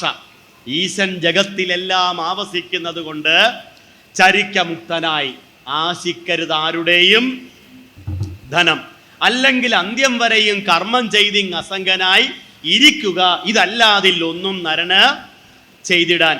എത്ര സുന്ദരമായിട്ട് അതിനെ പച്ച മലയാളത്തിൽ എഴുതി തന്നിരിക്കുന്നു. അങ്ങനെ ഈശാവാസ്യ ഉപനിഷത്തിന്റെ ഭാഷ്യം പോലെയുള്ള പരിഭാഷകളുണ്ട്. പിന്നെ ഉദ്ബോധനാത്മക കൃതികളിലേക്ക് നമ്മളത് പ്രത്യേകമായിട്ട് പരാമർശിക്കാൻ വേണ്ടി പോകുന്നില്ല, മറ്റൊരു അവസരത്തിലായിക്കോട്ടെ. അവസാനം ശ്രീനാരായണ ധർമ്മം അഥവാ ശ്രീനാരായണ സ്മൃതി എന്ന ഒരു ഗ്രന്ഥം കൂടി എടുത്തു വെച്ചാൽ 65 പരം എന്ന വാക്കായിരിക്കും യോജിക്കുന്നത്. അത്രയും കൃതികൾ നമുക്കുണ്ട്. അപ്പോൾ നമുക്കിത് പഠിക്കുക എന്നുള്ളത് തന്നെ ഒരു ജന്മം കൊണ്ട് സാധിക്കുമോ എന്ന് അറിഞ്ഞുകൂടാ. പക്ഷേ അതിലേക്കൊരു ചുവടെങ്കിലും വയ്ക്കാൻ ശ്രമിക്കണം. അതാണ് നമ്മുടെ കടമ. അതിലേക്കൊരു ചുവടെങ്കിലും വയ്ക്കാൻ നമുക്ക് സാധിക്കണം. അതിനെന്ത് ചെയ്യണം? എല്ലാ വീട്ടിലും ശ്രീനാരായണ ഗുരുദേവന്റെ സമ്പൂർണ്ണ കൃതികളുടെ പുസ്തകം ഉണ്ടാവണം. പാവുക്കരയിലെ എല്ലാ വീട്ടിലും ഉണ്ടോ? ഉണ്ട്. ഇല്ലാത്തവരും ഇഷ്ടം പോലെ ഉണ്ടെന്ന് ഈ മുഖം കണ്ടാൽ അറിയാമല്ലോ. അപ്പം എല്ലാ വീട്ടിലും ഒരു സമ്പൂർണ്ണ കൃതികളുടെ പുസ്തകം എത്തണം. എന്നിട്ട് എല്ലാ ദിവസവും നിങ്ങൾ പ്രാർത്ഥിക്കാൻ കുറച്ച് പ്രാർത്ഥനയുണ്ടല്ലോ. എല്ലാ ദിവസവും നമ്മൾ ചൊല്ലേണ്ട പ്രാർത്ഥന ഏതൊക്കെയാ? ദൈവദശകം നിർബന്ധമായിട്ടും ചൊല്ലുക. ആ ഗുരു ഷട്കം ചൊല്ലണം. നാരായണമൂർത്തെ നമുക്ക് ജപിക്കാം. ഗുരുവിൻ്റെ ഗദ്യ പ്രാർത്ഥനയും എല്ലാ ദിവസവും ചൊല്ലണം കേട്ടോ. ഏതാ കാണപ്പെടുന്നതൊക്കെ എല്ലാ ദിവസവും ചൊല്ലണം. പിന്നെ നമ്മൾ മാറി മാറി ചൊല്ലേണ്ടവയാണ്. ഏത്? ഈ പറഞ്ഞ വിനായകാഷ്ടകം തൊട്ടുള്ള എല്ലാ കൃതികളും നമ്മൾ എന്ത് ചെയ്യണം? മാറി മാറി ഉപയോഗിക്കണം. അപ്പോഴേ നമ്മൾ എല്ലാവർക്കും അത് പഠിക്കാൻ പറ്റുള്ളൂ. ഇത്തിരി പ്രയാസമൊക്കെ ഉണ്ടാവും. ഇത്തിരി പ്രയാസം വരും. ഇപ്പോൾ ഉദാഹരണം പറഞ്ഞാൽ ഇപ്പോൾ ബാഹുലേയാഷ്ടമൊക്കെ ചൊല്ലുമ്പോൾ വലിയ പ്രയാസമാണ്. അത് വ്യാഖ്യാനിക്കാൻ, അർത്ഥം മനസ്സിലാക്കാൻ വലിയ പ്രയാസമാണ്. പക്ഷേ നിങ്ങൾ ആ കൂടെ അങ്ങ് ഇരുന്ന് ചൊല്ലിയാൽ മതി. ഈ ബാഹുലേയാഷ്ടത്തെക്കുറിച്ച് പറയുമ്പോൾ ഒരു കാര്യം കൂടെ പറയാൻ പോവുകയാണ്. അത് വേറൊന്നുമല്ല, മുമ്പേ പറഞ്ഞില്ലേ അക്ഷരങ്ങളിൽ തുടങ്ങുന്നു. ബാഹുലേയാഷ്ടകം ഒരു മന്ത്രത്തിലാണ് തുടങ്ങിയിരിക്കുന്നത്. ബാലസുബ്രഹ്മണ്യൻ്റെ മൂലമന്ത്രമാണ് ഓം ഹ്രീം ശരവണഭവ. ഓം ഹ്രീം ശരവണഭവ. ഇതിൻ്റെ ഓരോ മന്ത്രങ്ങളിലാണ് ഈ പ്രാർത്ഥന ആരംഭിക്കുന്നത്. ഓം ആദ്യത്തെ ഘട്ടം എടുത്തേ. ഓം ഓം ഓം ഹോമധൂമ പ്രകടതട ജടാകോടി. രണ്ടാമത്തെ ഹ്രീമിലാണ്. ഹ്രീം ഹ്രീം ഹ്രീം കൃഷ്ണ ഷട്കന്ധര മഖമരണാരണ്യ. മൂന്നാമത്തെ ശ. ഓം ഹ്രീം ശരഹ ശ. ശം ശം ശം ശബ്ദരൂപം. ര രം രം രം രമ്യദേഹം. പിന്നെ ഗുരു ഉപയോഗിച്ച് ശരവണ എന്നാണെങ്കിൽ വായ വരേണ്ടിയിരുന്നത്. പക്ഷേ ഇവിടെ ശരഹണഭവ എന്ന മന്ത്രമാണ് എടുത്തു വെച്ചത്. ശരഹണഭവ. അതൊരു ശരിയാണോ നമുക്ക് തോന്നാം അല്ലേ? ശരവണഭവ എന്ന് പറയുന്നത് എങ്ങനെ ഈ ശരഹണഭവയാവുന്നത്? തെറ്റല്ല ചിന്തിക്കാം. പക്ഷെ ഗുരുവിന് തെറ്റുപറ്റുമോ? ഞാൻ പല പുസ്തകങ്ങളും വായിച്ചു നോക്കിയപ്പോൾ ഉണ്ടല്ലോ, അതിനകത്തെല്ലാം ഗുരു ഇവിടെ ഇങ്ങനെ അങ്ങ് പ്രയോഗിച്ചു എന്നുള്ളതേ ഉള്ളൂ. എന്തുകൊണ്ട് ശരഹണഭവയായി എന്ന് പറയുന്നില്ല. ഒരിക്കൽ ഞാനിങ്ങനെ ഗുരുവിനോട് തന്നെ എൻ്റെ സംശയങ്ങൾ ചോദിക്കാറുണ്ട്. ഇതൊന്ന് പറഞ്ഞു തരാൻ പോയെന്ന്. അങ്ങനെ ഇരിക്കുമ്പോഴാണ് ഒരു പാട്ട് കേൾക്കുന്നത്. ഒരിക്കൽ വളരെ യാദൃശ്ചിക വണ്ടിയിലൊരു പാട്ട്. ഏതാണ്? ഷഷ്ടിയെ നോക്കി ശരവണഭവനായി ശിഷ്ടർക്കുതവും செந்தமிழ் വേലോൻ പാദമിരണ്ടിൽ പന്മണിച്ചതങ്കൈ ഗീതം പാട കിങ്കിണിയാട. കേട്ടിട്ടുണ്ടോ ആ പാട്ട്? സ്കന്ദ ഷഷ്ടി കവചം എന്നറിയപ്പെടുക. ഈ പ്രാർത്ഥന എൻ്റെ ചെവിയിൽ കേൾക്കുക. അപ്പോൾ ഞാൻ നോക്കുമ്പോണ്ടല്ലോ അതിൻ്റെ അവസാനം പറയണ ശരഹണഭവനായി. ഞാൻ ഉടനെ തമിഴ് അറിയാവുന്ന എൻ്റെ ഒരു മുരുകാ സാറിനെ വിളിച്ചു. അദ്ദേഹം അതിന് കൃത്യമായിട്ട് ഉത്തരം പറഞ്ഞു തന്നു. ഏതാ? ശരവണഭവ എന്നുള്ള മന്ത്രത്തിലെ അക്ഷരങ്ങളെ മാറ്റി മാറ്റി ഉപയോഗിക്കുന്നത് കണ്ടൻ മൂലമന്ത്രം എന്ന് പറയുന്ന തമിഴിലെ ഒരു ശൈലിയാണ്. രഹനാഭവസ വേറൊരു മന്ത്രമാണ്. ഏതാ? ഈ ശരഹണഭവ പോലെ തന്നെ മറ്റൊരു മന്ത്രമാണ് രഹനാഭവസ. ഇങ്ങനെ അക്ഷരങ്ങളെ മാറ്റി മാറ്റി ഉപയോഗിക്കുമ്പോൾ ഓരോന്നിനും ഓരോ ഫലങ്ങളാണ്. അതിൽ ഈ ശരഹണഭവ എന്ന കണ്ടൻ മൂലമന്ത്രത്തിൻ്റെ പ്രയോഗം കൊണ്ടാണ് എല്ലാത്തിനെയും നമ്മളിലേക്ക് ആകർഷിച്ചടുപ്പിക്കാൻ സാധിക്കുമെന്നാണ് തമിഴിൽ പറയുന്നത്. അതുകൊണ്ടാണ് ബാഹുലേയാഷ്ടകം ജപിക്കുന്നവർക്ക് അവരിലേക്ക് ഉദ്ദേശിക്കുന്ന കാര്യങ്ങൾ വശീകരിക്കപ്പെടുന്നു, ആകർഷിക്കപ്പെടുന്നു. അതും കൂടി ഉള്ളിൽ വെച്ചുകൊണ്ടാണ് ഗുരുദേവൻ. ഈ തമിഴിൽ എന്തുമാത്രം ഗുരു അറിഞ്ഞിരുന്നു ആലോചിക്കേ, തമിഴിൽ എന്തുമാത്രം പാണ്ഡിത്യം ഗുരുവിനുണ്ടായിരുന്നു. അങ്ങനെയാണ് സുബ്രഹ്മണ്യന്റെ മന്ത്രത്തെ എവിടെ എടുത്തിരിക്കുന്നത്? ശരഹണ ഭവയാക്കി മാറ്റിയിരിക്കുന്നത്. പ്രിയപ്പെട്ടവരെ, നമുക്ക് തൽക്കാലം അവസാനിപ്പിക്കാം. അപാരമായ ആ കാവ്യ കല്ലോലിനിയിലേക്കുള്ള ഒരു ചുവട് പോലും ആയിട്ടില്ല എന്ന് അംഗീകരിച്ചുകൊണ്ട് തന്നെ നമുക്ക് 1 മണിയായി ഇത് അവസാനിപ്പിക്കാൻ പോവുകയാണ്. ഇനിയും നമുക്ക് ഇങ്ങനെ സംസാരിച്ചുകൊണ്ടേയിരിക്കാം. ആ എന്താ പറയുക, ആ കാവ്യ ഗംഗാപ്രവാഹത്തിലൂടെ നമുക്ക് മുന്നോട്ട് പോവാം. അതിലൂടെ ആ പരമമായ അറിവിലേക്ക്, ഗുരു പറഞ്ഞ പരമമായ അറിവിലേക്ക് നമുക്ക് എത്തിച്ചേരാൻ ഇടയാവുക തന്നെ ചെയ്യണം.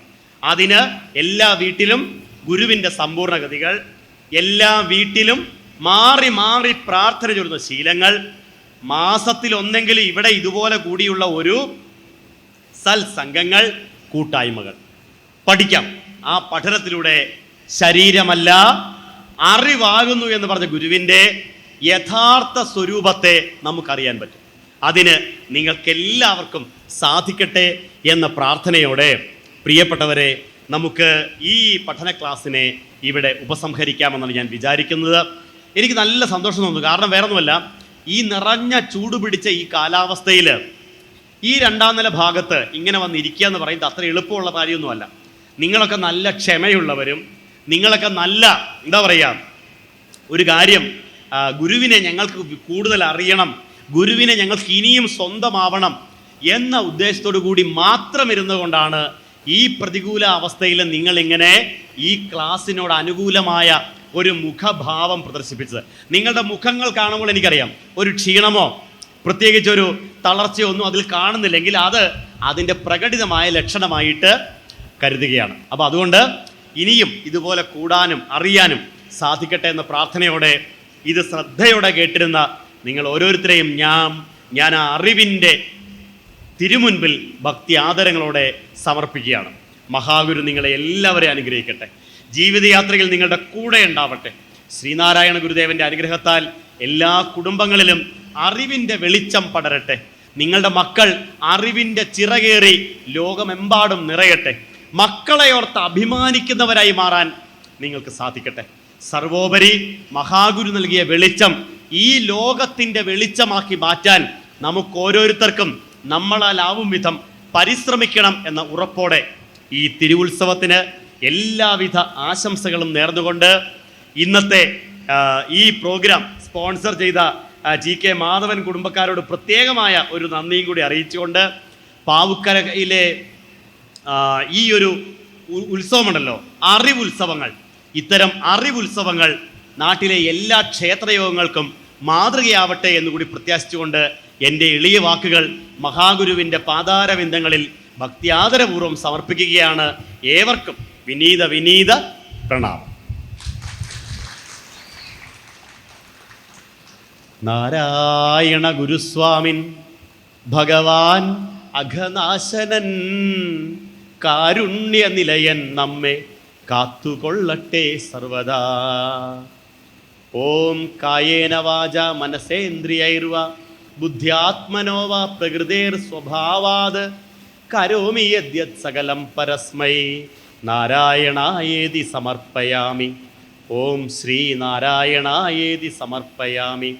സർവം ശ്രീ നാരായണായേതി സമർപ്പയാമി. ഓം പൂർണ്ണമദ പൂർണ്ണമിദം പൂർണ്ണാത് പൂർണ്ണം ഉദച്യതേ പൂർണ്ണസ്യ പൂർണ്ണമാദായ പൂർണ്ണമേവ അവശിഷ്യതേ. ഓം ശാന്തി ശാന്തി ശാന്തി. ഓം തത്സത് ശ്രീനാരായണ ഗുരു അർപ്പണമസ്തു. ഓം